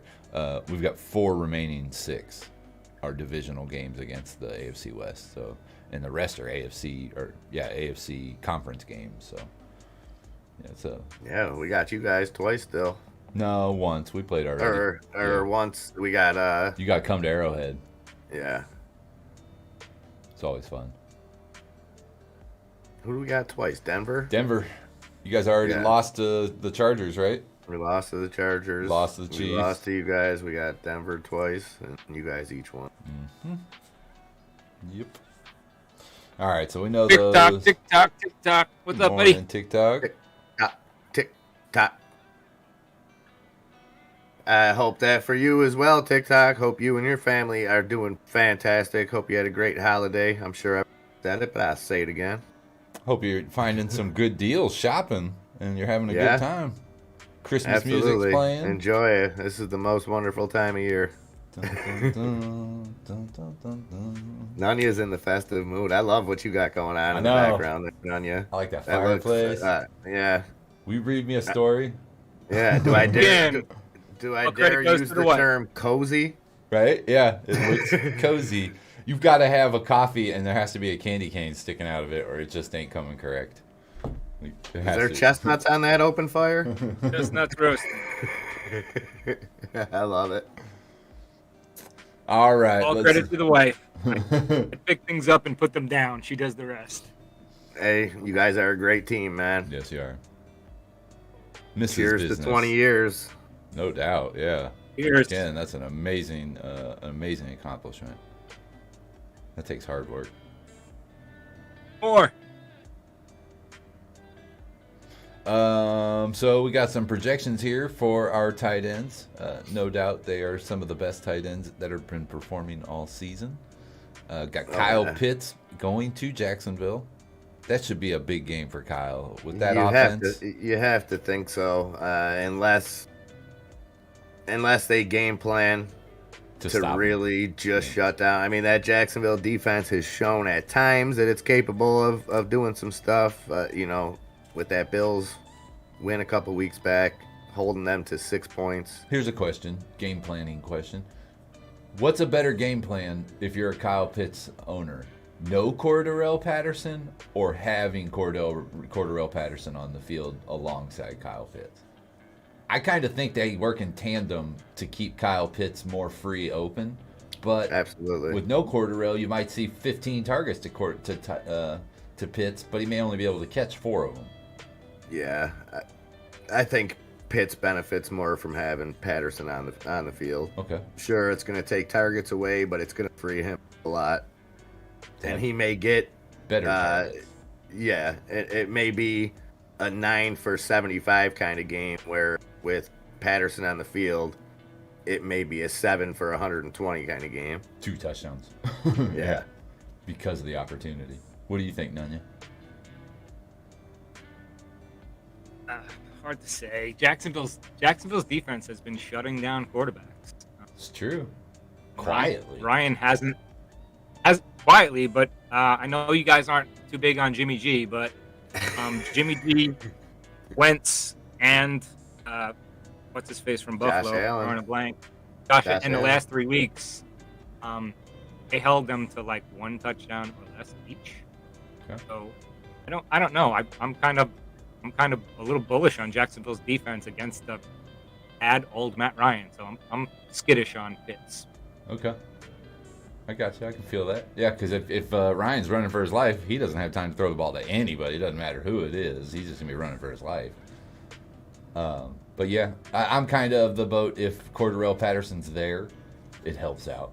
But you could see a lot of targets going to Pitts. Granted, they might be crappy targets, but if he's by himself. All right, George Kittle's kind of reawoken in San Francisco the last couple weeks. They've really started to lean on him as the running game has evolved. And I think that's how it's supposed to work. What are you guys' feeling on George Kittle going forward the rest of the season? I like him. I think he's still going to be maybe touchdown dependent, because like we've talked about, his strong suit is blocking, and I think this week, we talked about it. I think it's going to be a run heavy game, trying to keep not necessarily Kirk Cousins, but that offense off the field. But that run game leads to opening things up for the tight end. You know what I mean? It leads to those good play actions. So I think he'll keep. They're not pushing him in too hard, but I think he's going to always be a threat. I still think he's underneath the Waller Kelsey as far as that upper echelon, but I think he's right at the top of the next one. None, where are you at on this? Completely agree. More the traditional tight end, so he makes some of that run game magic happen. But I'm a fan of the Shanahan offense, and I think he is touchdown dependent. But I think he's one of the guys that they absolutely game plan to get him the ball in the red zone. I was gonna. I like Kittle. I'm glad you brought up Shanahan, because that's exactly where I was gonna go. On top of what MIA was saying, was that Shanahan's an offense that he'll run, but he will take shots. And he'll do it with Kittle, he'll do it with Ayuk, and he'll do it with Debo. And then he'll also do like some crazy trickery stuff, whether it's Debo, Ayuk, or even Kittle on like some of those little shuttle passes and stuff like that. Yes, So he will. yeah, I do like Kittle going forward. As long as San Francisco's running the ball, I think their offense flourishes in all factors. So I'm like, if they're running, Kittle becomes more of a play for me. Earlier in the season, when they couldn't run the ball, Kittle was no use. He was absolutely no use. So now it's getting to the point where, San Francisco might have figured things out again. Mark Andrews, I think we all know Mark Andrews is the wheel in that offense right now. Yes. They can't count on a running back week to week, so they count on Mark Andrews to move the sticks. Start. Yeah, I agree. Let's talk about Gesicki down there in Miami. Dude, I've been impressed. That's all I can really say.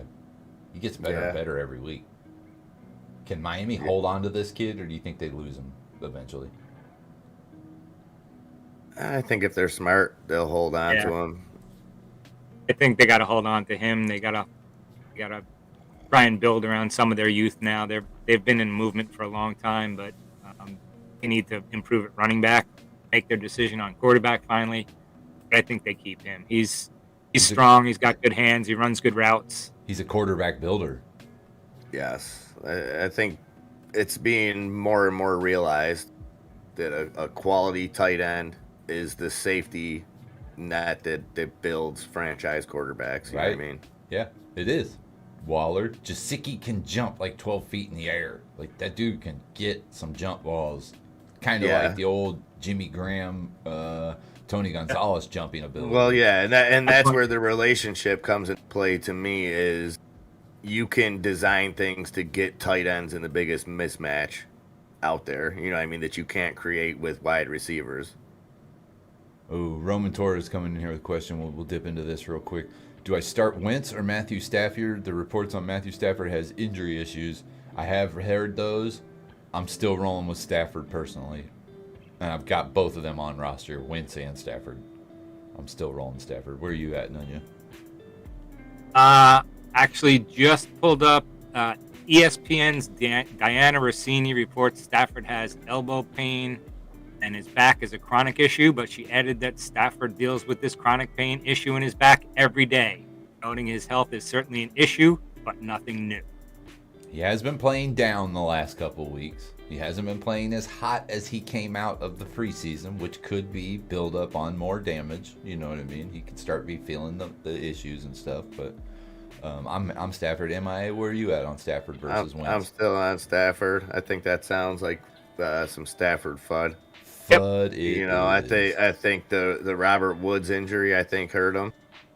I think you got OBJ maybe coming along over there. You know what I mean? We got to see it. Yeah. We seen Deshaun Jackson this week for the Raiders, so it's possible.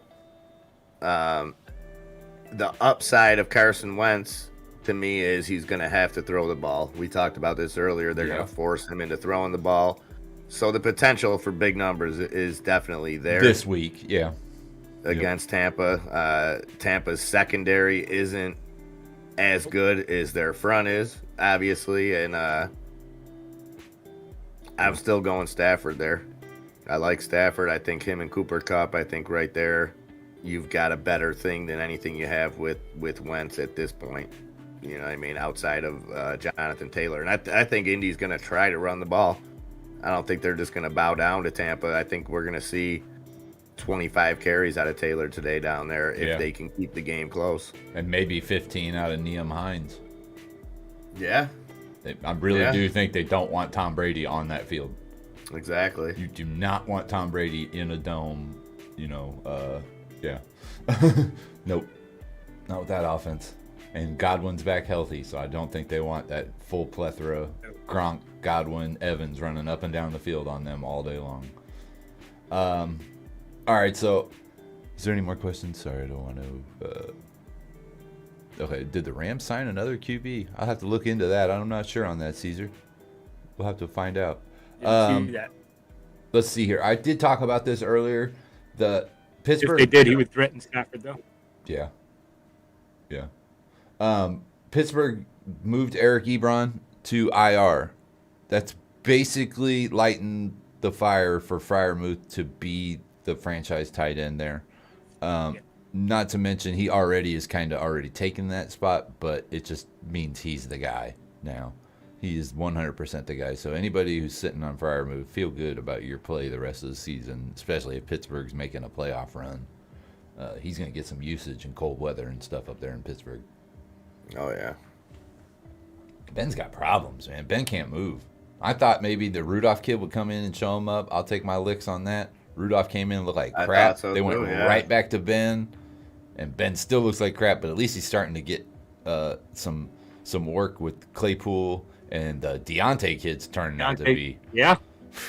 Man, I should have drafted him. I looked at him like 3 or 4 times earlier this season. I just didn't draft him. I kept drafting Claypool.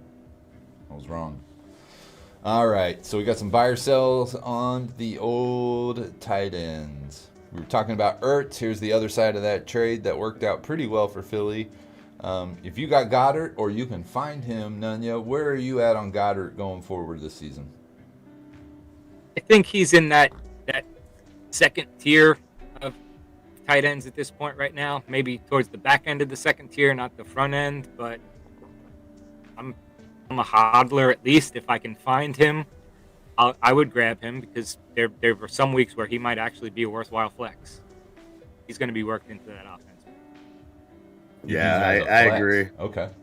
I like him, and I think at this point, you have to start looking into where teams are at, and I think Philly's going to be in contention for that NFC East down the stretch, and I think he'll be the number one target there. Yeah, kind of with you both. If I've got him on my roster, I'm hodling him. If I can find him, I'm taking him. I'm not looking to sell him right now because I do think that he's just going to be, as Jalen Hurts gets into colder weather, again, these tight ends are, like MIA said, they're really the young quarterback safety net. They help build confidence. They help them get good percentage passes. And I think these young quarterbacks will lean on them more and more as the weather gets crummier and the games get tighter, interdivisional games going forward. And you have to think the confidence that they have in this kid to trade Zach Ertz away. Right. Tells you what they think he's capable of, Right. You got stable Super Bowl winning tight end that you can count on, and then you go ahead and trade him away, and you must have veteran leadership. What I mean? It's you're giving away a lot there. So I agree 100%. You're giving away a lot. You got to have a lot of faith in the kid. So I'll stick with MIA here. Start out with Tyler Higbee. He's becoming a stable, but there's a problem. You don't know who's throwing him the ball week to week. You don't know who's going to be throwing him the ball going forward in the future beyond this season. But just looking at it for this future of this season, where are you at on Higbee? Are you a safe play, do you feel like? I know he's touchdown dependent, but do you think you can get 5 receptions out of him every game no matter who's throwing the ball? No, I think he's right where he should be, like on that list. I think he's lower if you have him. He's like a streaming starter. I would if he's my only tight end, I'm looking elsewhere, maybe for a situational play. So I don't think I'm necessarily selling him. I don't think you're really getting much for him, but if he is an emergency starter, he's still the number one tight end there. So he's going to get the bulk of the throws. So I would, I have no problem starting him. I just see him as a bye week tight end. Bye week fill-in, exactly. Yeah, teetering on maybe the 10th to the 12th tight end. You know what I mean? So if it is a deeper league, I could see him being a starter. What are you thinking, Nanya? Same thing. Exactly that. He's a bye week fill-in. Otherwise, if you're in a 14-team league or something with funky rules where you have a lot of flex, otherwise, he's waiver wire fodder for me. Right. If I was in a really bad pinch, I might start him in a flex position depending on the game plan that they might have to use. Like if I know that they're not going to be able to throw the ball downfield against like the Saints defense or something, I might use him as an underneath, going to pick up 7 or 8 catches, but it's still not a sure thing. It's a gamble. Okay, that being said, Austin Hooper in Cleveland, they got rid of OBJ. They've kind of went back to that running game, which always relates to a pass or play action, which builds from the tight end and then deeper down the field. So I could see Austin Hooper getting some love because of the passing or the running game there in Cleveland, but also you're going to take away some targets if they've moved away from a less passing situation. So we'll start off again here with MIA. Austin Hooper, where are you at on Austin Hooper in that Cleveland offense right now? That guy, he's been a letdown since he got to Cleveland. Okay. After what he did in Atlanta, and he's showing some upside right now. I'm just looking at catches last week for 53 yards. The week before had 4 for 25 and a touchdown. So he's trending in the right direction. But you got Njoku over there, so it's a 50-50 split. But seeing that he's had 4 catches a game since Chubb came back, then you throw Kareem Hunt back in the mix, like you said, you're opening up more play action, and I think he's the bigger threat as far as the big play over in Njoku. So I think you're getting not with this tier of tight ends you have, it's always going to be touchdown reliant. So I think even without that, I think he has a bigger upside than Njoku in there as far as the big plays, but I'm still not. Yeah. I may be streaming him if it's had one of the buys and you got maybe Kelsey and didn't have, something like that. But other than that, I can't see using either one of those tight ends. And I think we're getting to the point now where we're about to be done with buys within the next week or two, I think week 15 is the last buy, possibly. Nunya, you kind of the same on Austin Hooper? Yeah, I mean, the only slight change is I actually like Hooper a little bit better than Higbee. Okay. I kind of consider them the same. And yet, with Cleveland's game plan, they're running their offensive line and the fact that it's only going to get snowier and worse. I like Hooper going forward, but again, he's that bottom tier or He's got a better waiver wire quarterback on the filling. ball. Yeah. Yeah, hate it. And I know you're not a Baker fan at all, but it's still better than a Tim Boyle. I'm not a healthy Baker fan, and he's hurt. Yeah, right. I like that answer. All right, so just to let you guys know, it is 10:12 Central, 11:12 Eastern Standard, so we're about 15 minutes away from the real first designations of who's going to start, who's going to be out, so we'll be paying a close attention to that. If you have any questions or anything, and I do see Caesar coming in with one right at the moment, but if you guys have any questions, we'll be happy to answer those. And we're going to move into the wide receivers starting now, but let's take Caesar's question, which tends to be wide receiver with that perfect segue. Scary Terry or Adam Thielen? Where are you at on that one? I'm going Scary Terry every time, but it's a toss-up. Thielen is nice over there, but Scary Terry, I'm just so bullish on that guy.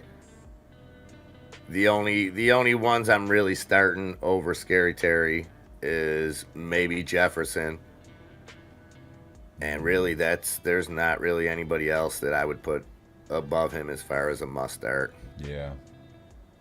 Little bias because I'm such a huge McLaurin fan.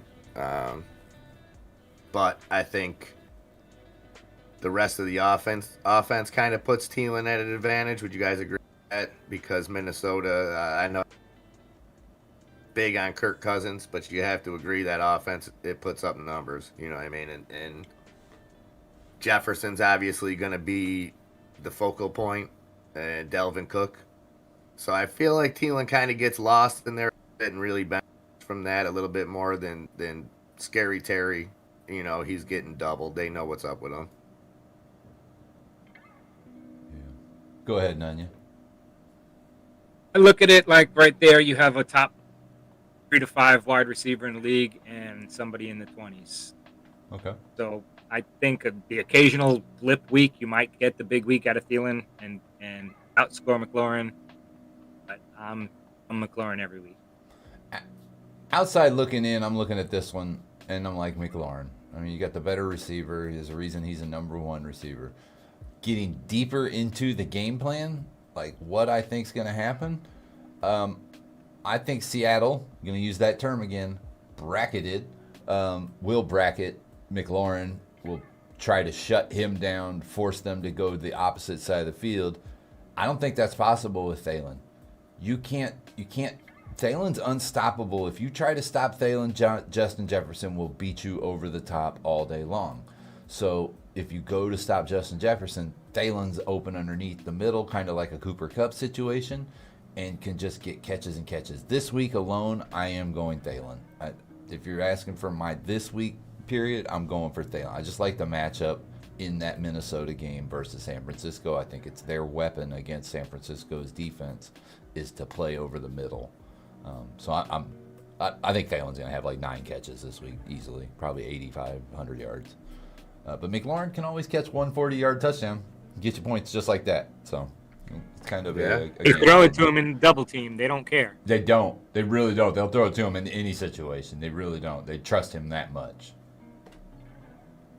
But I like Seattle's defense against the pass. I do. Yep. So that's why I'm kind of staying away from him this week. All right. Well, yeah, and if Seattle's offense doesn't get going, it sounds, we wouldn't be saying this at the beginning of the year. Washington could get up and start playing the run game there. I On mean, the Russ rock. hasn't showed anything. Yeah, it's true. It's 100%. And they got they got a pretty good running Washington. Yeah, they do.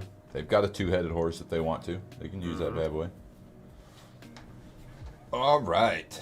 Everybody's favorite one. You know it is.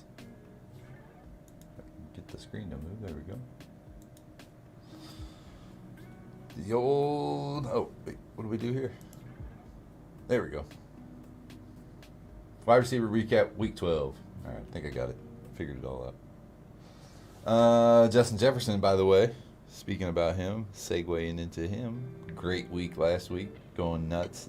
I've said it a couple times. I think this is the best route runner in the NFL. He is a tiny dude, but for some reason he can get separation. Any dude. Yeah, he can get separation any place on the field. You jam him, he'll get separation every time. He's just clean. He's clean cutting it. Moore, great week. Don't know if it'll happen every week, but it was a great week. And then you got Devontae Adams coming back, of course, with the back shoulder fade. Yeah. The unstoppable back shoulder fade. All these guys, well, at least two of them there can do this any week. I don't know about Moore every single week, but... Moore got a couple of bombs from Flacco. That's what Yeah. it was. It's not happening this week. Yeah. I mean, Here's your anomaly. Right. He's got chances, but who's throwing him the ball week to week? And the Jets just are so up and down. Corey Davis is banged up, so he has the opportunity. But again, we don't know who's throwing the ball for the Jets. Yeah. Anomaly. I think it's a good way of putting it. Yeah, I think he's got talent, no doubt about it. I think, but like you said, who's throwing him the ball? I mean, I would feel safer saying it's an anomaly, and then he does it again, and we go, "Oh, we were wrong," than going, That's "Watch wrong. out, he's going to do it again I mean, this week." this is the second time that he's been up on the recap. True. Third time. But Show me again. I'm from Missouri. Show me state. All right, so I think we all feel good that Devontae Adams and Jefferson will always be up here on our recaps. Yeah. At least the majority of time. yeah, I agree. All right, Week 12 projections. We got Cooper Kupp up here against Green Bay. I think that's a smart projection. We've also got the Devontae Adams. We'll see. Agree. It could be Devontae. It could be somebody else. Aaron Rodgers might be running for his life today. I think we'll talk about that when we get into QB, but it's possible. But I do like the Devontae Adams projection.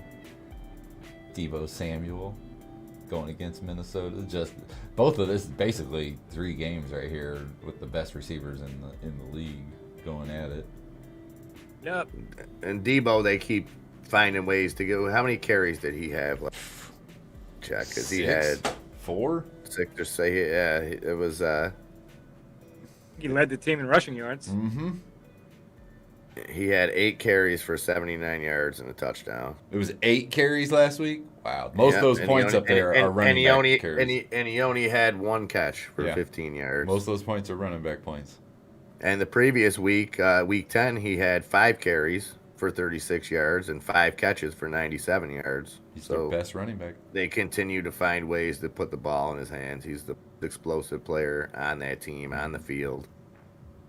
And You love it if you're a Debo holder. You love it if you're a Kittles holder too. Yeah.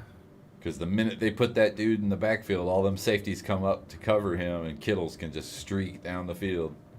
Yeah. Tough if you're a Mitchell holder. Tough if you're Mm-hmm. a Jeff Wilson holder.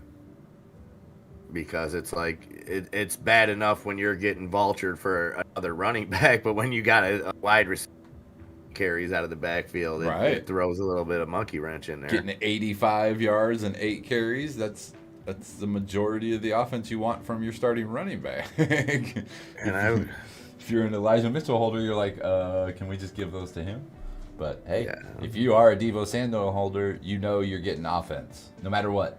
Right. Whether it's on runs or passes, you are getting offense. So that's a good start, flex or wide receiver starting. So feel good about that. Keenan Allen holders, getting some projections against Denver. He tends to always play well against AFC West teams. when he does show up, when he is healthy. But he does tend to play well against AFC West teams, so I'll be keeping an eye on Keenan Allen this week. We're about 10 minutes away, guys. We'll keep an eye for those. They're about to start cutting sit-em, start-ems up, and who's really hurt, so we'll keep an eye on that. All right. This is the fun part. This is where we start getting real choppy here. The old wide receiver buy or sell. I think everybody's got a lot of feelings on wide receivers. So, we just got done talking about Deebo Samuel. So it kind of perfectly leads in here to Brandon Ayuk and that offense and how they play forward the rest of the season. Nunya, if you got Brandon Ayuk on your roster, or if you can find him on a waiver wire, if you can, that's amazing. What are you doing with him? Yeah. What's your play? I definitely snatch him up waiver wire for sure. He's one of those guys. If I ever have a number 2 wide receiver who has a big week, I can sell. Mm-hmm. I always want to keep my number 1s, but if I have a number 2 that has that big week, I'm definitely selling. Team builder. I like Garoppolo better than you guys, but I don't think he's top guy. So if he has a big week, I sell him. Okay. Where you at, MI? I think it depends on what your depth is. You look at him over the last 4 weeks. He's been trending up. Hit with his biggest game last week, 7 catches, 85 yards, and a touchdown. So I think Debo's the man there. I think Kittle's second fiddle, and I think Ayuk is just kind of an opportunistic wide receiver. I think he's got plenty of talent. If I have him right now, I'm probably trying to, based off that week, I'd go with exactly what Nunya said. That would be how I roll. Try to get something for him if you can. Before I answer, I'll say good morning, Anonymity T2 and Clown Baby. Good hold for you if you had him. Yes. Yes, Anonymity and trades for free. I seen you out there. Trades for free. Duck Williams as well. Ayuk, to me, is trending up in my books. I've watched, like you said, the last 4 weeks, game's been picking up. I think, as we were talking about earlier, as long as San Francisco runs the ball, their offense gets better. If they can continue to run the ball, these wide receivers get more use. If you're lucky to have a Deebo Samuel, you're getting use, like we were talking about before, from multiple different scenarios. But for Ayuk's situation, he gets a couple end arounds and things like that. But for most part, he's their downfield threat, and he is definitely an athletic dude. I saw him take some hits this last game that you were just like, how do you not go down? But he's trending up in my book. If I can find him, I'm buying him. If I've got him, I'm not sitting or not selling him, but I will, like Nunya said, he's going to probably play into my wide receiver 2 or flex spot, and that's where I'll roll with him. If I've got better matchups, I'll sit him, but I'll be happy to keep him on my bench for the rest of the season, just to have him there. It's kind of what Clown Baby's saying. Hold him just because if you have roster space, think of the volume he gets if Deebo gets hurt. Yeah, right? Yeah. If you have the roster space, that's a very good hold. Yeah.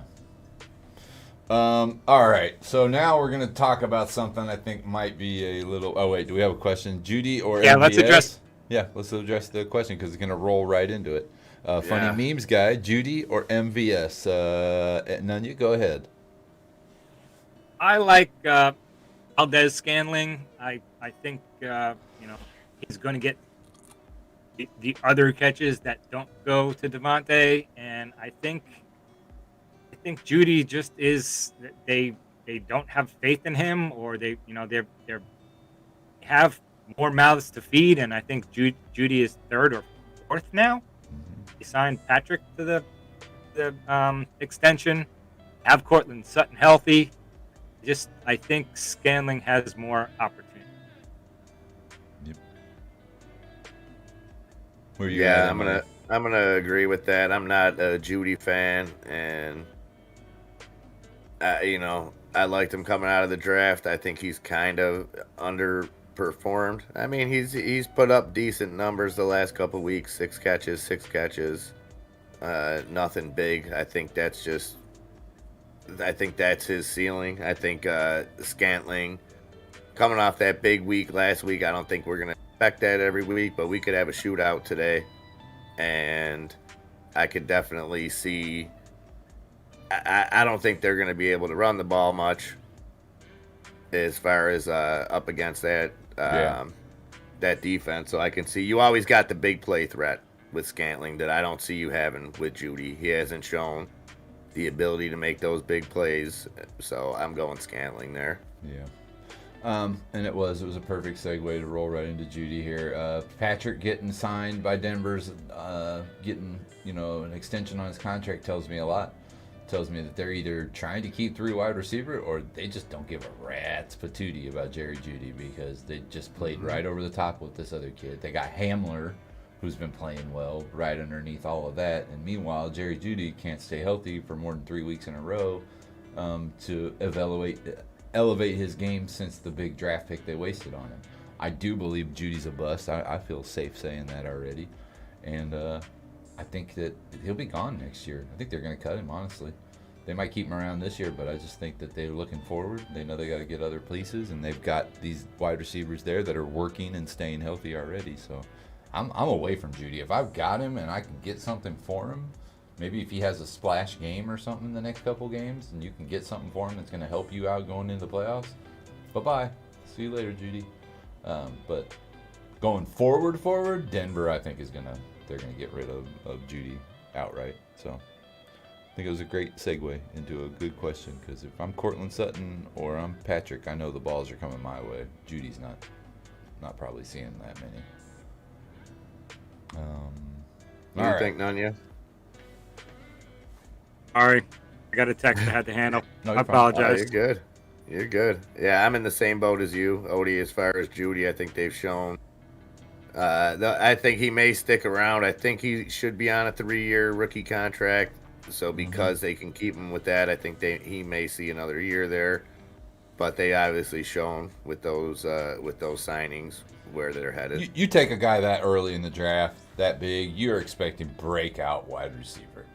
Yeah. Especially when you watch Justin Jefferson manhandling the NFC over there.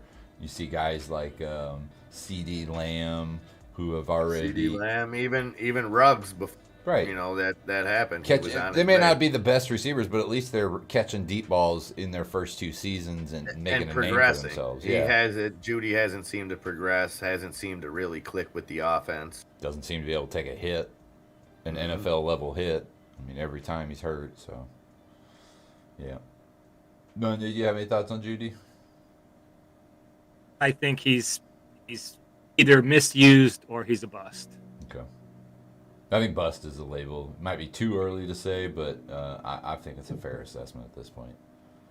Like, I watched younger receivers in Arizona, like Kirk, other players that are just, they're better receivers. And you don't see Jerry Jeudy becoming a better receiver. You just constantly see them throwing to somebody else. And he can't, I don't know if you guys have ever watched deep into Denver games, but Jerry Jeudy cannot cannot get separation. And he's supposed to be fast and mobile, and he just can't get separation against pretty meandered or pretty lame defensive backs, and because he's getting 4th man coverage right now, and he's not getting the top guy. Yeah. So I don't know. I'm not a fan of Jerry Jeudy. All right, so let's move into Bourne here. MIA, where are you at on Bourne? I like him. I'm not probably not going out and getting them, or if I do have them for some reason, you're probably not going to be able to trade them for much. But I like the stash, I think, for an emergency play. New England, I think, just keeps getting better. He had a big week. What was it, week 10? 4 catches, 98 yards, and a touchdown. Also had 3 carries for 43 yards that game. Mm-hmm. So he's getting involved in the offense, and I think that team is just it's just clicking. Like, I hate to be biased like that, but I'm bullish on anything that's really going for New England right now. I think stick by it. I think they're the hottest team in the NFL. Yeah, I know you've said that a couple weeks in a row now, and they continue to win. So it makes sense that you continue to carry that sentiment. Nunya? Yeah, that's the thing is New England seems to have it together, and maybe Belichick wants to prove something this year. So. I don't doubt it. I don't doubt he's got a thorn in his craw or whatever that saying is, because he watched his boy turn around jump on a pre-made team and go win a Super Bowl or buy a pre-made team, I guess would be a superstar team. But I think Belichick likes to do it the old way. From the bottom of the roster up, build a team, and go win it. And strong defense. That's what he's got.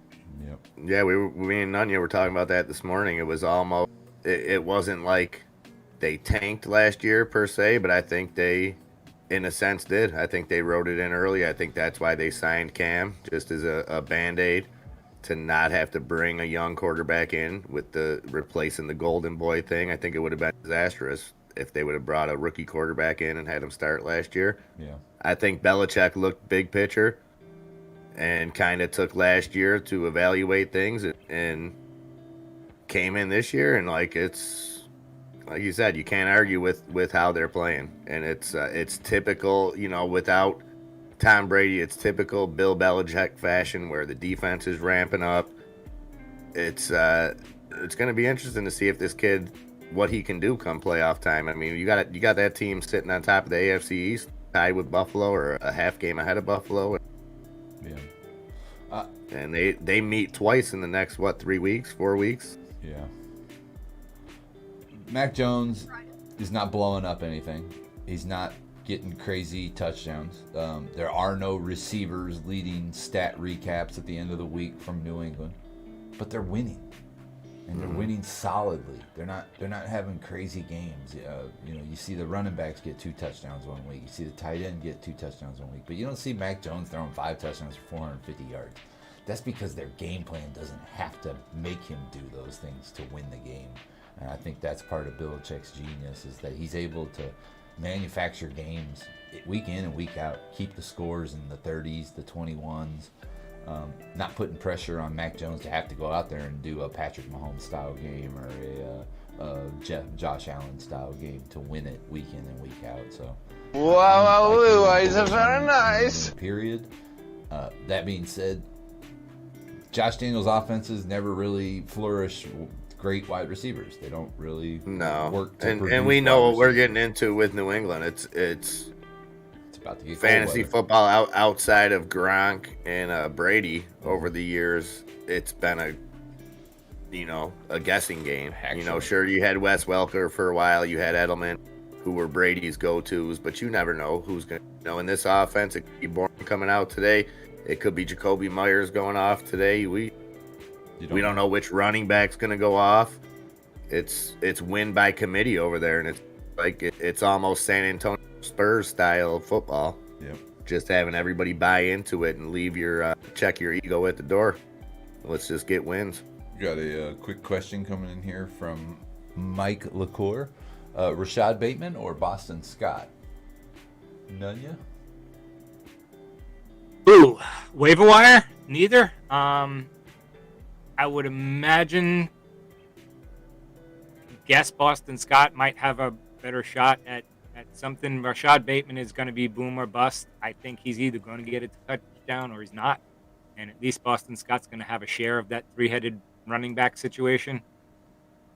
I just think Baltimore doesn't really count on him much. They didn't count on him much when everyone was hurt. So, I like your first thing. I may be looking. I'm not liking either one of those plays. Boston Scott, like I said, it's a 3-headed monster, but I think it's going to be a split with him and Gainwell as far as all the secondary carries, because I still think they have to get the ball. Sanders. They have to. Just got our first update coming in.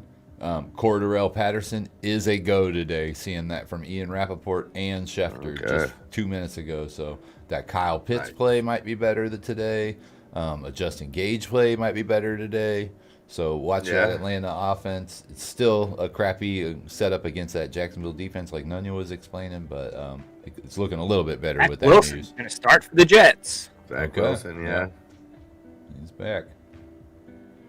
The old Zach Wilson show. So, we're starting to get the first little round of updates here. We're keeping our eye. Yeah, and we're we only got quarterbacks left, right? We already flew through this. Mm-hmm. We got about an hour left. It's on the hour. If you guys need to see what them dogs are doing. Refill them coffee. This will be a probably good time if you want. Yeah, this would be a perfect time. All right. It's me. Go ahead. See you in a minute. Oh, look at that transition. None you got Look at that. We got to teach None how to do that. But bam! Again, guys, thank you for joining us here today. These two are going to take a little coffee break, and they'll be right back with you. I see we got 43, maybe a little bit more likes. I really appreciate it. I know all three of us work real hard, put in a lot of time to bring this to you every week, and we really appreciate everybody who makes it here and hits that like button. Really appreciate that. I see Sabrina's out there this morning. Just want to say hello to her and Toxique, Arctic Fox Alaska, Duck Williams. We just want to say hello to everybody. I hope you all had a great Thanksgiving weekend. Spent a lot of time with your family and friends. Maybe spent some time here with the fam. And we just kicking off the holiday season. Going to finish up this fantasy football here in the last hour. And then we will switch over to the Discord. Have some football going over there. Finish up our holiday weekend and get started for the start of the trading week on Monday. If you do have any questions about fantasy or daily fantasy, go ahead and hit us up here in the chat. We'll do our best to give you the best answer that we can come up with or that we know of. And if you have any questions about stock or crypto, come back in the evening tonight or tomorrow morning, bright and early when the open of the market, and we will take care of our questions there too. We'll try to give you the best answer, I guess, on those ones. Sorry, I got sloppy tongue today. All the food got me brain twisted. Just kind of keeping an eye here for any more updates while we're going. Richard Carver, good morning. Loki, good morning. You guys had a great Thanksgiving weekend. Maybe woke up this morning to some pumpkin pie and coffee. A slice of cherry pie, maybe? I don't know. Pie's good. It's good for breakfast. Getting ready for that Sunday afternoon turkey sandwich, possibly. You could see that happening. Oh, let's see. Twitter. What do we got going on in the Twitter world?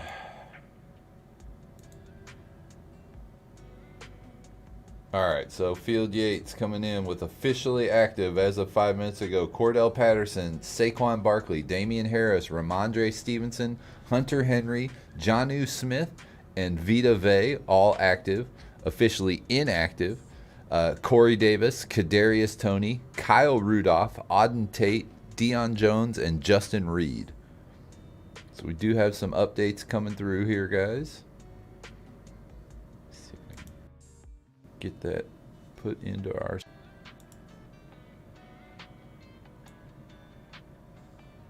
Snag that one real quick.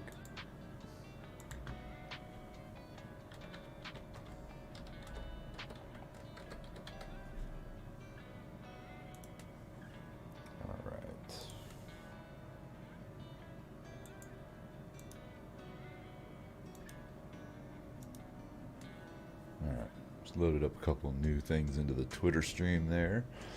Richard O'Carver saying, yeah, an entire cherry pie in 24 hours. Not sure how I feel about it other than full.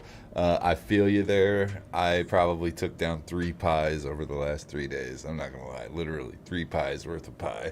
And yeah, it was great. It was grand. I enjoyed every minute of it. Like I said, though, I can feel it here. I could definitely feel it in my cheeks today. Like, they're puffy as heck. I'm still processing food, I think. Oh, Cassie, good morning. And she says, yum, cherry pie. Had that for breakfast. That's right. That's what you do with them pie on the holiday weekends. You eat that stuff for breakfast. I know I'll be dreaming about a turkey sandwich that I was hoping I'd get some turkey leftovers, but it didn't happen. Waiting for my sister to throw me the extra leftovers.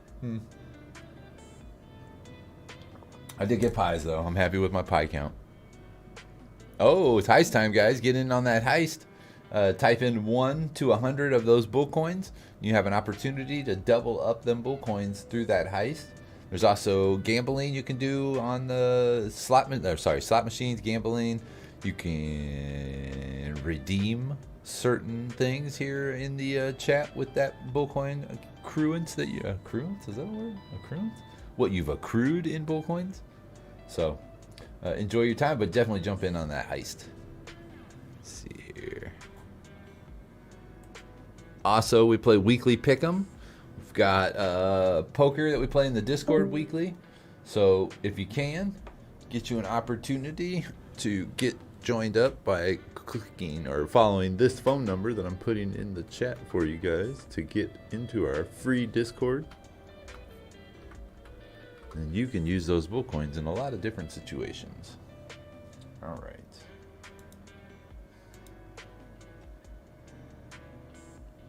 Uh-oh. Seeing something changed up in the Discord, so I'm gonna check that out real quick.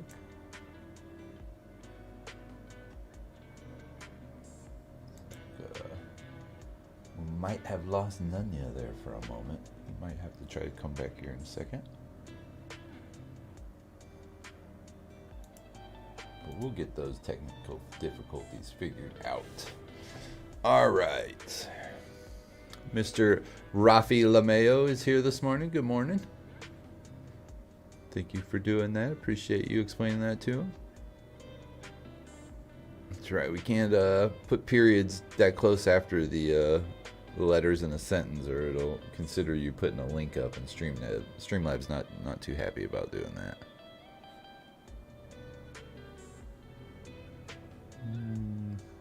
Looking around, trying to see if we got any more news coming out here, guys. Check this out.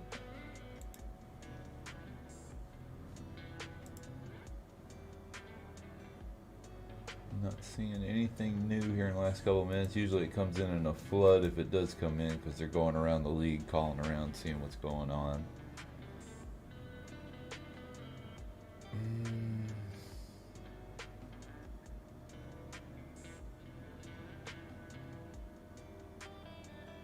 Some talk about Kenny Golladay, so he might have an up game today.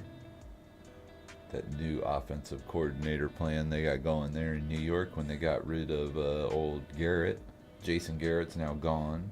Freddie Kitchens will now be running the offense up there in New York. So we could see a completely different game plan out of New York. But we did learn that Kadarius Toney is out, which was one of their main playmakers. So that could take a little stripping of that game plan that they've been working on away. Let's see here.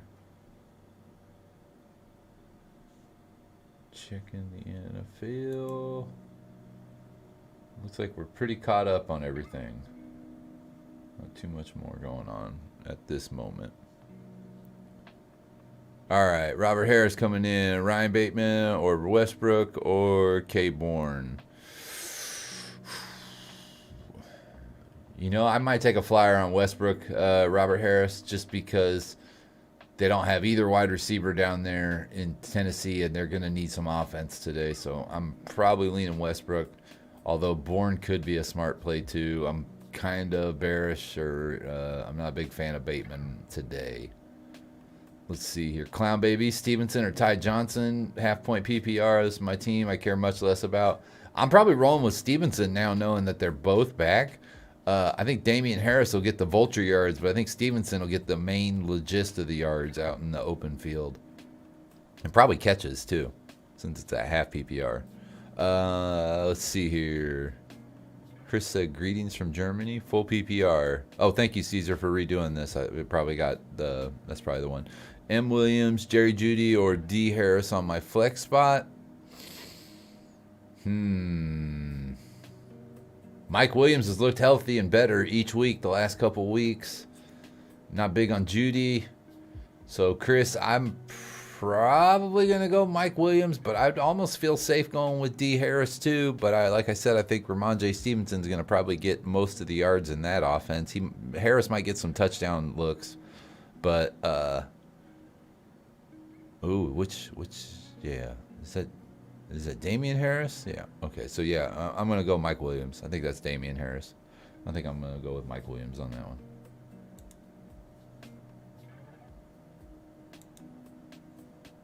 Wow, did I lose all my Discord buddies? What's going on? What all them dogs doing? I think the East Coast just lost all their internet. We'll have to check and see. All right. You didn't lose me, pal. I'm back. MIA is back. Didn't know. I know Nunya is currently not connected, so we'll have to keep an eye out for when that happens. And because He'll of be that, back. oh, he will. I can't bring up your camera. That's good. I'll answer the question you were just answering, Chris, Okay. from Germany. I'm liking Harris there too. I think again, I hate to go back to the New England. Mm-hmm. I think he is still the man there. I think he's his health has been what kind of elevated Stevenson, and I think with him back, I think he's still touched up. You know what I mean? But the fact that he's playing. Mike Williams, I think, has an upside. Is that who that is, Mike Williams? That's what I thought it was. Yeah. He's definitely got some upside, but I can see Harris getting in the end zone a bit more. I think if anybody, I think they're gonna try to have it be the Eckler show. I think in Denver for the Chargers. Yeah. I agree. And then Clown Baby, did you answer Clown Babies at that? Stevenson or Ty Johnson, half-point PPR. This is the team I care much less about. Clown Baby, I would probably take a swing on Ty Johnson there then. I think Stevenson would be maybe the smarter play if it was a big money league or something, but I think if that's I think swing for the fences there. I think Ty Johnson has the bigger opportunity. You know what I mean? In the Jets, it's more going to be go with the hot hand. Whereas New England, you're going to see a game plan, you know what I mean, that's probably already written out. It's true. It's true. They might just more feel free flow with Ty Johnson than with. I think probably in a north, you know, if it's a real competitive, I probably go Stevenson there, even though I think he's going to be playing backburn Harris.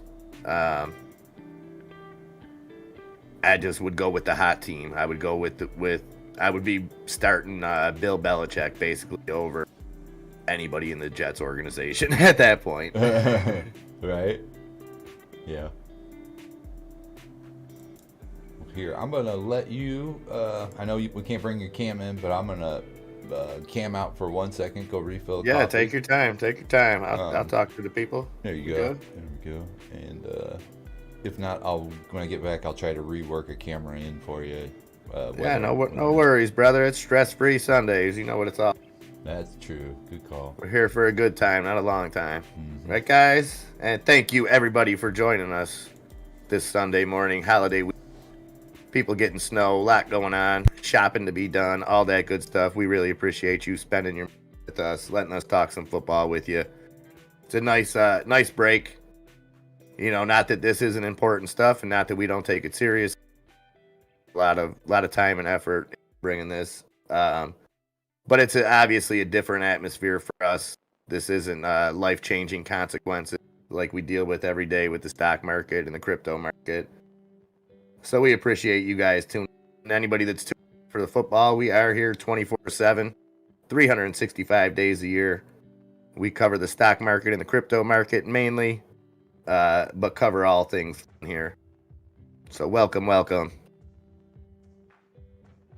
lot less games to go with today. So obviously a lot less decisions to make. A lot of your decisions, fantasy football, were probably made on Thursday with 6 teams playing. But nonetheless, we're here. It's snowing in Western New York. It feels like Christmas. I like it.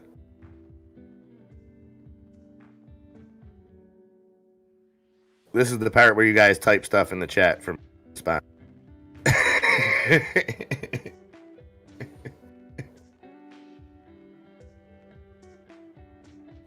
Crypto for us all. Good morning, my friend. I just missed the heist, my brother. I think the heist just went on. Could be wrong.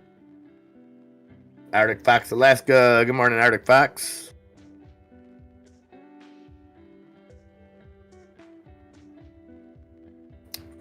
My man Heidenreich still dropping them coffees. I'm cheersing you another coffee.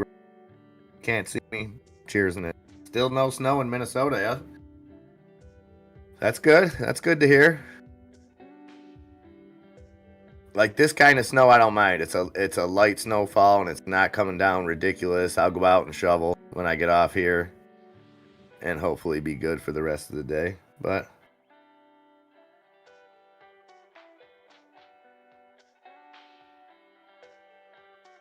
very odd, huh? I did notice up here, Hyde, that a lot of the leaves fell off the trees a lot later this year. Like, there's still leaves on a lot of trees out here, and that's not usually the case. Caesar C sending them good vibes to Russell Wilson. That's what I'm talking about, Caesar C. He needs them. He needs them. I'm still kind of stuck with him. There's absolutely not any other options, really, for me in my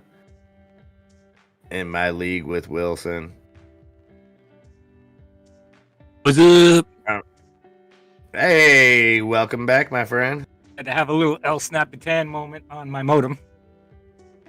It happens. It happens. I'm back. Yeah, I've got no other options in this league. My backup back with Russell Wilson right now, and it's actually a viable option today, and I'm going to ask these guys their opinion on it in just a minute, but man, I got Tyrod Taylor as backup right now for Russell Wilson. And the only other available players out there, we got Danny Dimes, Teddy Bridgewater, Zach Wilson, Trevor Lawrence. I have sat Russ Wilson on my team until this week, and I don't know whether I just read too much stuff about him on Monday night and got hyped in my own brain or not, but he is my starter this week in our Hall of Fame league. You know, it's tough because it's like if I was ever going to play Tyrod Taylor again, today would probably be the day against the Jets, right? Yep. He's always been good when he gets a chance. Yeah. I just I gotta stick with Wilson for one more week.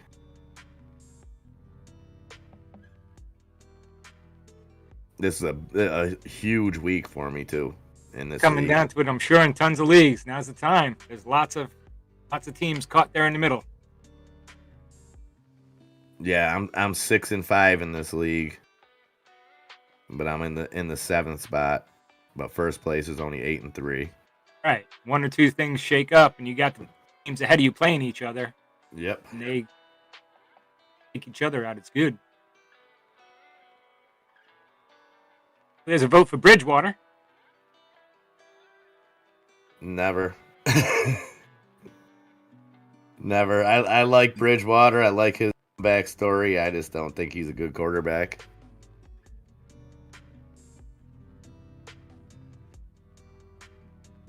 Caesar's had enough. You can see that. Ooh, this could hurt the Jags defense. Shaquille Griffin is not playing, and he was their shutdown corner. That could affect them a lot. Yeah, big time.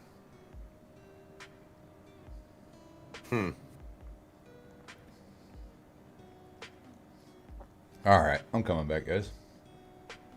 I'm going to bring MIA and my cam in. I see Nunya, your cam's having a little bit of an issue. But I will bring MIA and mine back in. Doesn't surprise me, but I just had to fight with my modem. I was completely off a moment ago. That's what I assumed, yeah. What are you guys talking about Bridgewater? What I walk into? Crypto for us all thinks I need to pick up, and I need a Bronco in my life. MIA is having a little Russell Wilson issue in a league. Oh. Yeah. Okay. Oh, I am playing TikTok. Let me check that TikTok. Yeah, there's a couple. Did you see the officially active from Field Yates, Nunya? I have not. Let me go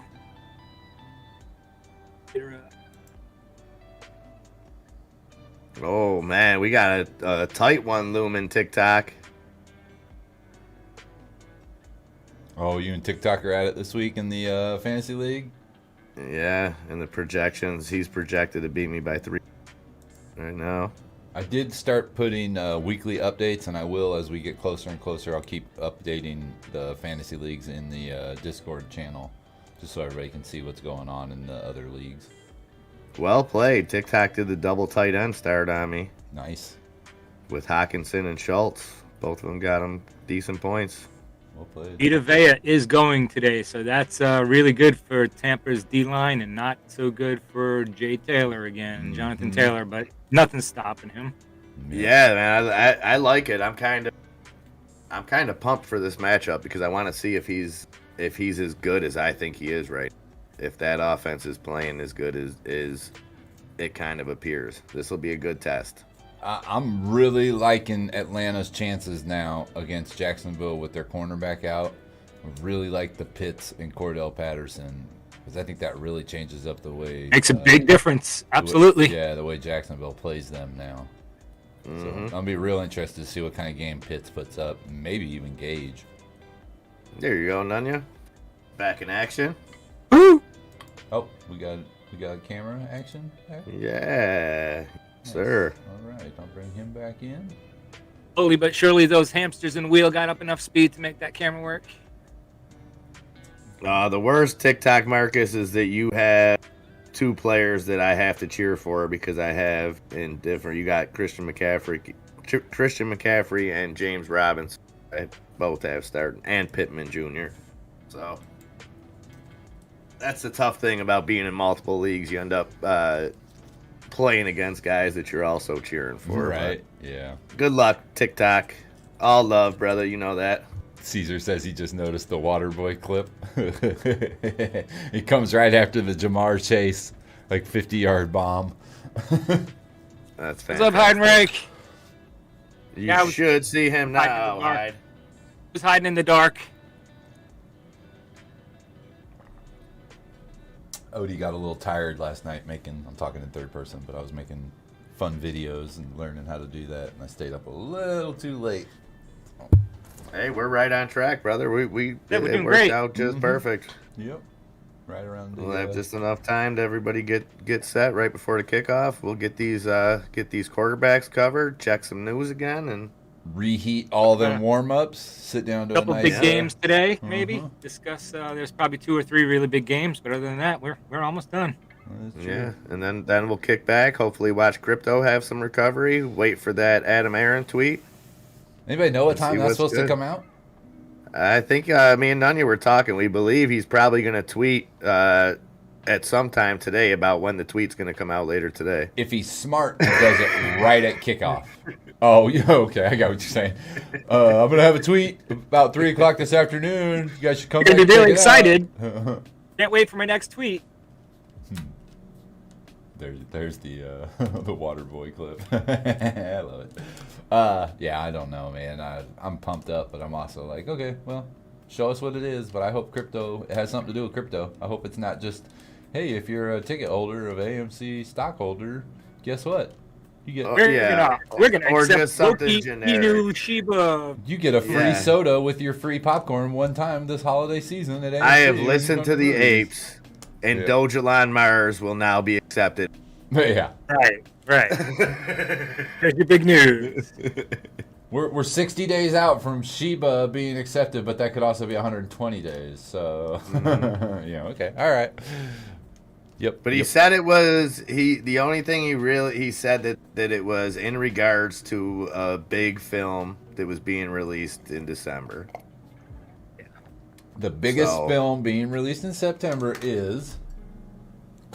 What if he came out on just some real narcissistic stuff and was like, coming up, they let me make a cameo in Spider-Man Far From Home, or whatever the new Spider-Man's called. If you look at, you know what I mean? And like, what if he's just like, that's the... Yeah. Like, or something just... I hope it's not a free... Like, I hope it's not... I'm going to be pissed on if top it's of like... the free popcorn, you're going to get to upgrade your small pop to a... For absolutely... when viewing, like it's You get free flavored soda if you with our machines if you're a stockholder. If you're an AMC stockholder. You're a stockholder. You get to see Spider-Man one day before the rest of the world. Yay! Cool. I want a share count forced. I want Right. the That's squeeze. what I want. That's what I want to hear is since we're going to be doing these promotional things, we're going to need to know how many shares we have. Share count. Do it. Forced Do it. count. Forced especially count. if what if it was 2 movies coming out, and what if that's how they get it? What if they say, hey, we're gonna introduce, it's gonna be our first line of NFTs. We got a movie A, movie B one coming out. You as the shareholder choose which one you get by having to vote. You know what I mean? That's a way to sneakily do a share count. I'd much rather than just go, we're going to do a share count. Screw the SEC. We're going to show you exactly what's going on. Yeah. But I There's don't one think right, that's the announcement. right for you, Odafro. Uh-oh. Oh, Jen Matt coming in with some breaking news there, Odie, on you. Let's see. What am I? The big news is the new Hanson's doc. Oh. Bop. Bop. Now I'm gonna have that song stuck in my head all day long today. I didn't have it for Yo. like 2 weeks. Thank you, Jen Matt. Jen Matt doing Thank you, Jen her Matt. dirty business. Good morning. There'll be what's that to pay when they gotta pay. I don't know what it's called, but Restitution. restitution to pay in poker on Tuesday. Very, very painful there. Very painful. Bop. Yep. All right. So it is now 12:02 in the Eastern. We've seen our little run of updates. Let's move this bad boy into the QB recap of last week. Mr. Aaron Rodgers, I have on 4 of my fantasy teams. Mr. Aaron Rodgers, by the way. Coming back to life. Rest of the season. 50 points. Rest of the season. No, I'm just playing. It's not going to happen every week. 50 points total? Yeah, right? Yeah. That's the first time he scored 50 points, I think, all season. But Aaron Rodgers, good week. Justin Herbert, as always, in his first 2 seasons, coming through. And Kirk Cousins, doing a little bit more than normal. A little bit more than normal for Kirk Cousins. But maybe Minnesota gets going here before the playoffs. I don't know. Minnesota to me is like the Raiders of the NFC. I know. I don't mean to like put you down, MIA. Well, they find ways to lose, but they always are in it until they kill themselves. That's probably not the way to word it on YouTube, but they find ways to lose. They absolutely do. Yeah. Shoot themselves in the foot. Yeah. And I'm still not sold on Cousins. I think he's just gifted a tremendous offense there with 2 to 3 superstars. Tons of weapons, decent defense. Can never get off the schneid. Can never climb over the hill and get over and make a win that matters. Even when they do in the playoffs and they get that win, then very next week they come out. So, yeah, I hate to say it again, but yeah, I look at them as a and speaking of both of those guys, Adam says Rodgers, Cousins. I would go Rodgers there. Yeah. I'm always going Rodgers over Cousins. Tougher matchup, obviously, with the Rams. I think I still got to go Rodgers. I can't. It's not in me to start Kirk Cousins over Aaron Rodgers. Robert Harris, Robbie Anderson question. He's got one a little higher too, though. Robert Harris had A.J. Dillon, Claypool, Rashad Bateman, or Bourne and Flex. Oh, okay. Didn't see that one, sorry. Wow, that's a tough one. That's a toss-up. I'm not a fan of Bateman in any sense, so I'm going to go with one of the other 3. Go Claypool. I do like Claypool there. Yeah, I like Claypool.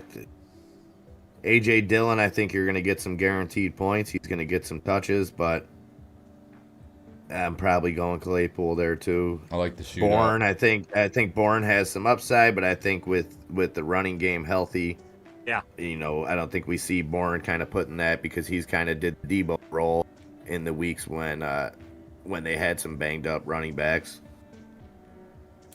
Jen says Dylan Claypool on that question. Kind of agree. Hey, when is Antonio Brown coming back? Yeah. That's a tough question, but It's a question we're all waiting to hear the answer on, to tell you the truth. I don't even know if he's injured anymore.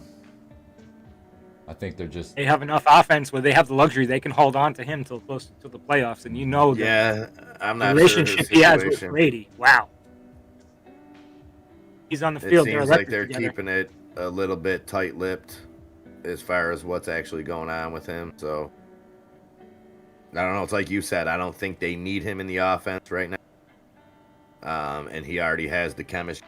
Brady's not one of those situations be on the same page, so... Yeah, I'm an Antonio Brown holder. I've been holding him for 5 weeks now, and he's done nothing for me but sit on the bench and possible return. It's painful because it is a roster spot, but you also know there's a chance that if he does come back, he can catch 2 touchdowns every single week. But that's what you get when you take Antonio Brown. You got to know that there are going to be a week or 5 during a season that he's not going to be available. So, all right. So let's move. We get on questions. Yeah, fair. All right. So let's move into quarterback projections. We've got. Oh, it's not moving for you guys. Why isn't it moving for me? There we go. So we got Lamar Jackson going up to Baltimore, playing at home against Cleveland in a huge divisional game this week. He tends to play good in divisional games. He's only lost certain games, and I don't think he's ever lost to Cleveland. If I remember right, I don't think he's ever lost to Cleveland. So we might have to look at that stat up, but I don't think he has.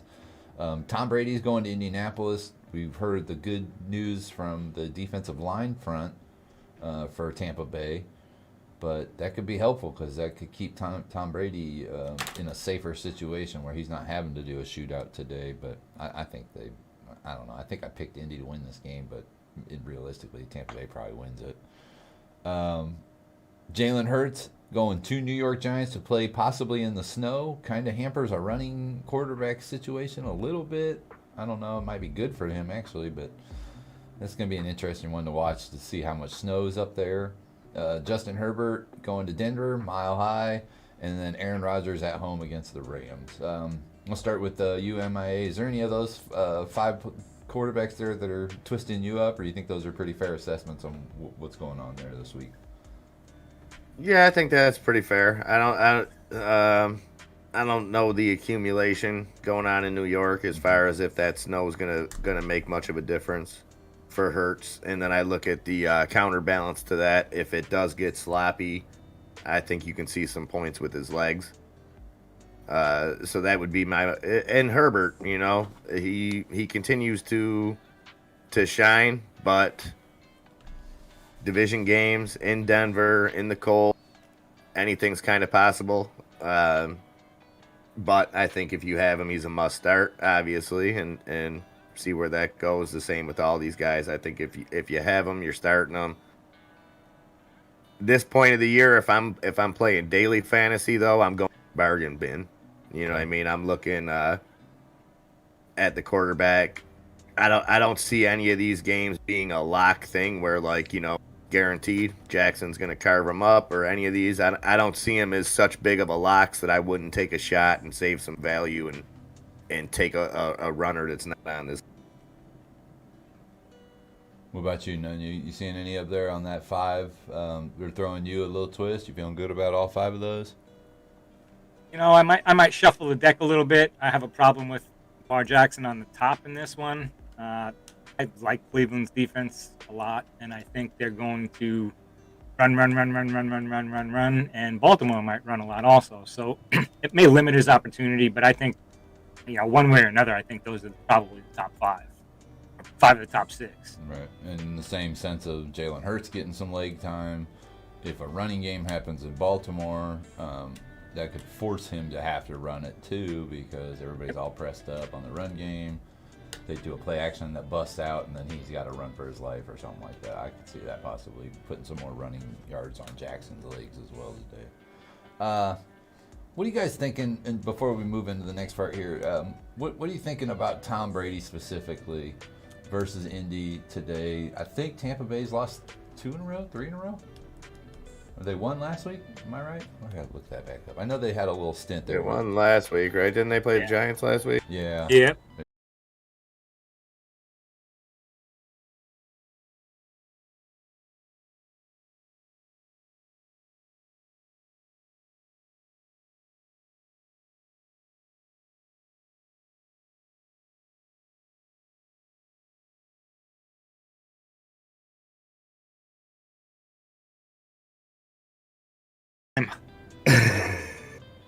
You know, that old kid's tale from the ocean. Yeah. That's how I heard it. He broke it. 7 little chipmunks sitting on a fence, eating 7 at your uncle's ranch. You know, that old saying from the sea. All right. Oh, you can't even get your heart rate going. What was it, 7 minute 7 abs? minute abs. I think they got a 6 minute. No. No. We back is what Caesar said. We Yeah, back. Can't buddy. even get your heart rate going in 6 minutes. Such a great movie. Oh, Randy Stogner, thoughts on the Bills being the dark horse team to make it through the playoffs? Not if they're going to Arrowhead. Sorry. I don't know. They're inconsistent. You know, I think at times they look like you know, a They look like the Super Bowl Dolphins. contender, and then at times they look Yeah. like some chumps. Yeah, like they're not even interested. Yep. Honestly, I think you could accuse that of every single team in the AFC this year except for New England.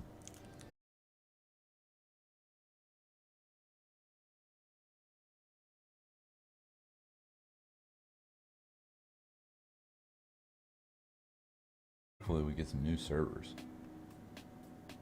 Yeah. Black screen. Okay. Like I said, once it goes black, it bounces back. Right. You were right. That's why I said it's almost like it's rebooting. Mm-hmm. Like it does, it goes through a reboot. We back. We back. Back. Low key, getting his Christmas and wintertime on. Morning. Mm-hmm. Found that snowboarder. I like that little addition of the snowboarder guy.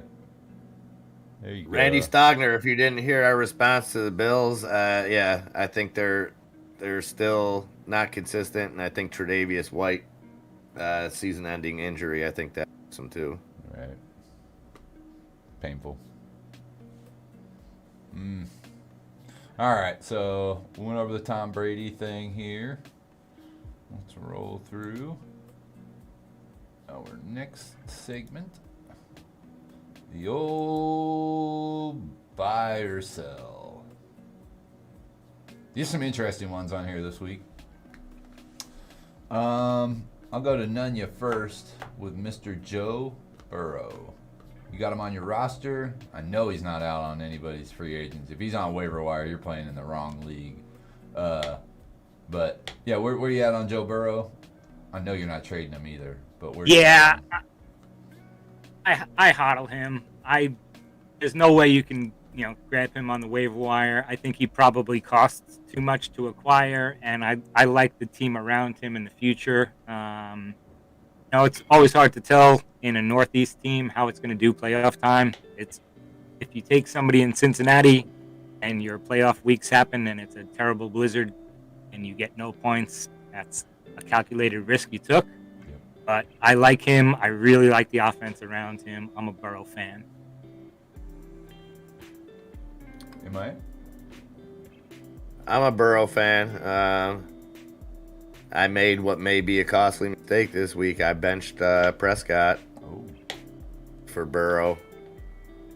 And Prescott definitely outperformed with what he had to work with. So I still like Burrow today. I think he's got the weapons.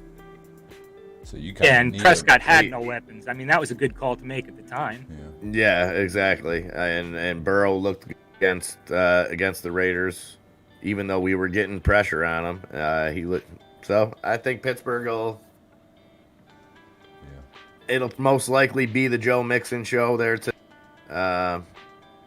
in Cincinnati against Pittsburgh, but I still like Burrow. I think he just keeps to, I think he hasn't shown any signs of that injury sticking around. You know what I mean? He came back clean. I think the franchise on a whole has turned things around over there. Right. Yeah, I like Burrow. I'm good with him. I want to hold on to him. I think the weapons are getting better and stronger around him. And I think that he is improving each year that we've seen him, or each game that we've seen him. He's just getting smarter with the ball. He's protecting it. He's making better decisions. He took a couple hits early in the season that he shouldn't have took. And I think they got it into his head now that it's like, protect that ball, protect your body, kid, because you're trying to make a playoff run, and you're not going to be in the playoffs if you get knocked out. So I'm hoping he's learning that lesson. He's going to start protecting himself a little bit better. That way he can throw more passes and make better points and stuff. But I like them. I like them this week. I think they do. Like I called it out earlier this season. We all know it. I said Cincinnati's probably going to win this division. This is the step. If they beat Pittsburgh for the second time this season, they will be, I believe, 5-0 in their division so far with one game remaining in their division. And they may sweep that entire division. So I might be wrong. They might have lost to Cleveland. I might be wrong. I think they lost to Cleveland once, so they might be 4-1 at this point, or 3-1. I'll have to go back and look. So one of the teams Cleveland spanked in the one game. Yeah, maybe I'm thinking of another team that's undefeated in their division right now. But I still think Cincinnati wins this division. I hope they do, and I think it's a big step for Burrow today and the rest of the season going forward. Tyrod. We got a question from Nick Hobie real quick. Do I play Aaron Jones over Ty Johnson in hopes that he plays? I would have to start DJ Dallas if Jones is inactive. We kind of hit on this early on this morning. Yeah, with the time difference there, I would probably go with Ty Johnson and take a shot on him.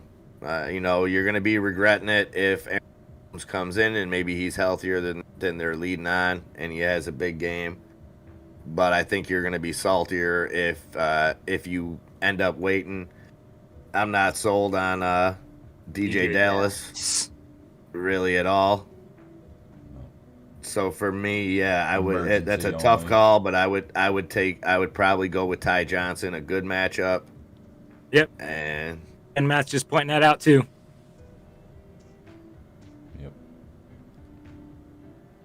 Yeah, pretty good matchup against the Texans. Yep. Thank you, Jim, Matt. All right, so Tyrod Taylor. Nunya. Man, I don't even really know what to do with this one. I know we have to discuss it, but like... He is what he is. If you got a hurt guy or you're in bye week, he's a fill-in guy. But unless I'm in a 14-team league, he doesn't find my roster. Well, I think maybe in daily this week, against the Jets, you can think about it that way. That's daily for sure. He's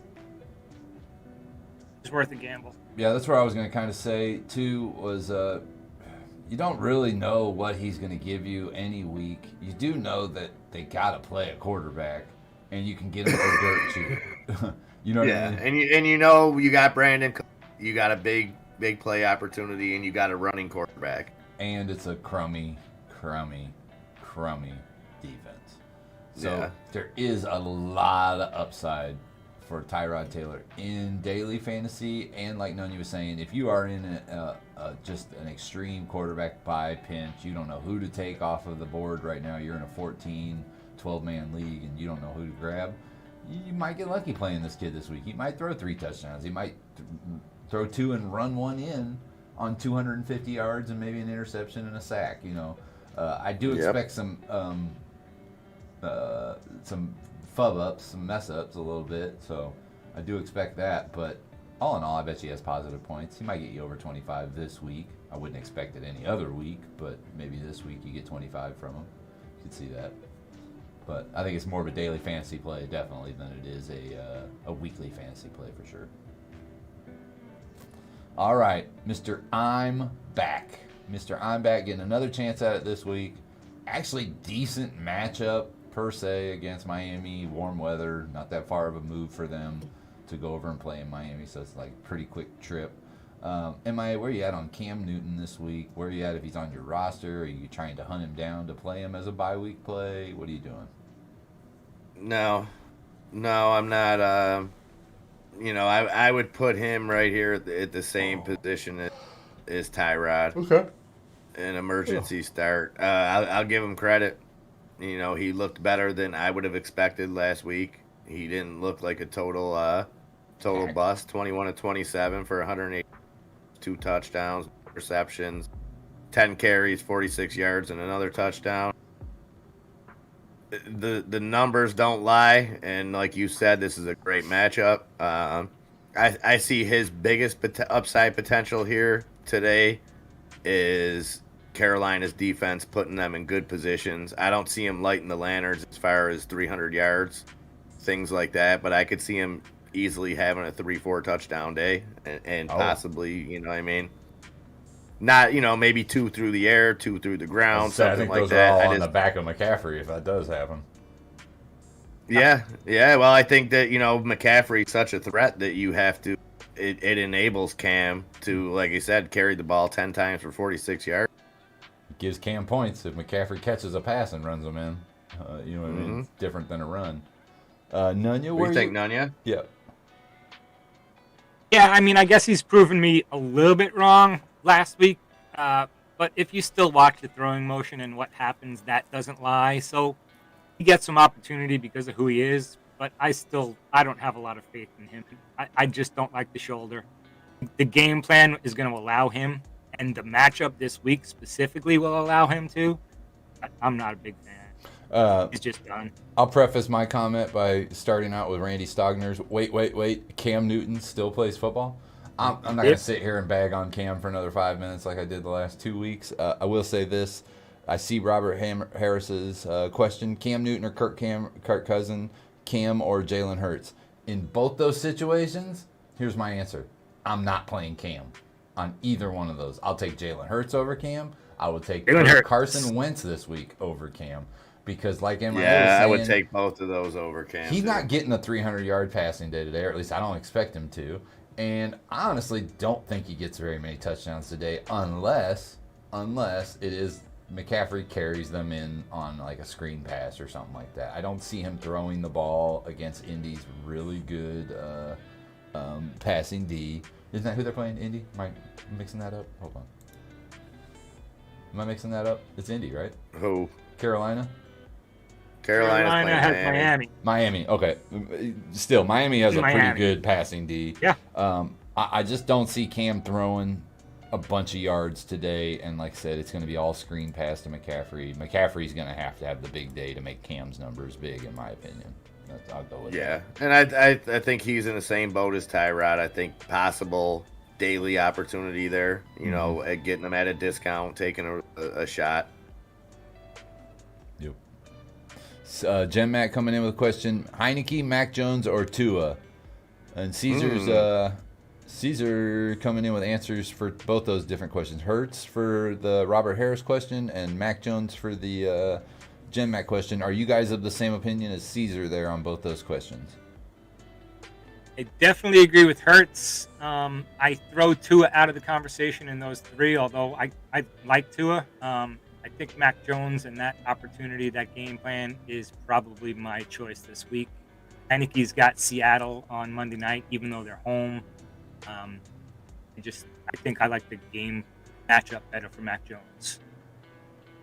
Yeah, so do I. But I might take a flyer on Heineke there. You can see that. I don't know. I'm a sucker for keeping a guy around for that Monday night game. And I don't know. I don't know if two players on Seattle that can handle McLaurin. I'm just Mac Jones though. It's probably the problem with Mac Jones. I just see it being. I see New England pounding the ball today. Sure could be. And yeah. We're going to start seeing the run games evolve the next. I'm looking forward to that game. That's one of the big ones of the day for sure. Tough one there, Jen Matt. I agree. with what you guys said. I would throw 2 out of that conversation, playing against a tough Carolina defense. Yeah. I like Mac Jones today out of those 3. Tua, Heineke, and Jones. I do like Jones today. I think with the plethora of weapons makes it a little bit easier on Mac Jones. I think the defensive play game plan puts it easier shoulder on Mac Jones than Heineke. Heineke knows he has to come out and throw 300 yards today to win. Like, even if they're running the ball. And Heineke's only done that once this year. I mean, Right. Heineke's not, and not the best. if Heineke knows he has to do that, then the defense that he's playing knows they have to shut down Purdue. McLaurin, which, again, you know how this thing works. If you shut down one part, it opens up something else. But if it's really the weapon that you're planning on using, it can really hamper your game plan. You might have to falter into something else. So we might see some McKissick screens getting a lot more points there because of the way they play defense there. So, yeah. And if I had to answer that, I would go with what we've said. Well, what I've said a lot about these situations that include New England. In the end, there, I got more faith in New England than I do Washington. So I would go with Mac Jones just on that. You know. I'll tell you what. That's why I was leaning towards. Is I trust Josh McDaniels and that offense a little bit more than whatever they're throwing together up there in Washington every week, which has been good, but we don't really know what it is. I kind of like this Heineke. He hasn't showed me the growth that Mac Jones has showed, and he's a little bit older, but he's also got Scary Terry or Scoring McLaurin, as Clown Baby would say. So it's tough to gauge, and it's like Mac Jones is doing it without. He's got some decent receivers. He's got Jacoby Myers. He's got Kendrick Bourne. He's got Aguilar. But these guys aren't. He's got Hunter Henry. He's got Jonnu Smith. He's got. Yeah. It's got weapons. It's amazing because they went. The first 5-6 weeks of the season, New England was completely under the radar. Mm-hmm. They weren't really talked about in the preseason. Nobody, Buffalo's expected there. any of this. Yeah. And trust me, like being from Buffalo, like there wasn't a thought that New England would be even competing. Bills fans thought Everybody thought the New AFC England East was done. Everybody thought they were done. Yeah, and they were writing them off from the preseason, even before when they knew Cam was gone and it was rookie quarterback. It was like, oh, write New England off, and it's like they can still play D. They can still play D, and we've seen crazier things with rookie quarterbacks before. May not win Super Bowls with a rookie quarterback, but you can get pretty far in the playoffs with a rookie quarterback. You have a decent D and a running game. Defense and another strong area for New England has always been special teams. Something that gets kind of overlooked. You know what I mean? They tend to get a lot of the healthy flags as well. Oh yeah, they got a little help. They get a little NFL love. They usually have 12 to 15 men on the field, but Yeah, ball pressure, 60 degrees, no big. But that was another week here. I think we just wrapped it all up. I'm gonna bring this back. A little mouse problem all of a sudden. Last minute start sit questions or anything while we check for any last injuries? Mm-hmm. See if anything pops up there. We do appreciate everyone joining us each week. Just to get that across to everybody. We really have a good time putting this together each week, and we have fun talking football. So it's nice to be able to come on here and talk football with all you guys. absolutely. It was great. We really appreciate you guys. Mm-hmm. I hope everyone did have a wonderful Thanksgiving weekend. I know it's about over. I had a 4-day weekend. It felt like it went by in about a minute and a half. I don't want to go back to work tomorrow. But MIA will be back on here bright and early tomorrow morning to open up the market. And we'll have Westside. I believe the Monday schedule is Birdie first, Westside, then Adam E. if the schedule stays the same this week. So I think so. Be prepared for that. Bill Nye has a question there. McKissick or Hilliard? I'm going McKissick there. Same. I like him. He's Same. not a backup. He's a secondary back there. Ooh, I like Jen Matt's comment there. Daniel Jones could be spicy this week. Yeah, Danny Dimes might be throwing some fire. I'd love to see that this week. Who's he throwing them to? No, it's not Who's he Sterling. throwing It's that not fire Kadarius. Slade Jr. Holiday and Saquon. Darius Slade Jr. or whatever his name is. Yeah. Yeah. Slayton. Slayton Jr. Okay. Yeah. Maybe. Maybe that tight end. Who knows? And he could, you know what? He's got wheels too. And sometimes he trips over the turf, but if they push he trips over the turf. He likes to not hold on to the ball per se. He got them Heelys on. You run around with them wheels on the back of his feet. All of a sudden he'll just fall, hit the carpet. But yeah, no. Really appreciate everybody making it here today. Sorry we started a little late. That's my fault, not these two guys' fault. But we just got I had a little too much holiday fun this week. Let's put it that way. That being said, I'm going to close out our camera. We'll get this brought back over to the crypto stream. And if you guys want, follow us over to the Discord. If you guys want to post a link maybe so that they can text Bulldog and get an invite to that wonderful Discord that we have. And I think that'll be it for today. We'll see you guys in the Discord or tomorrow in the stream. Thank you so much. Don't forget to make those last minute lineup checks, guys. Definitely. It's been great. Really appreciate you. Cheers, guys. Thank you, folks. We'll see you guys next week. MIA, Nunya. You guys have a good one. Cheers. Will do. Cheers, guys.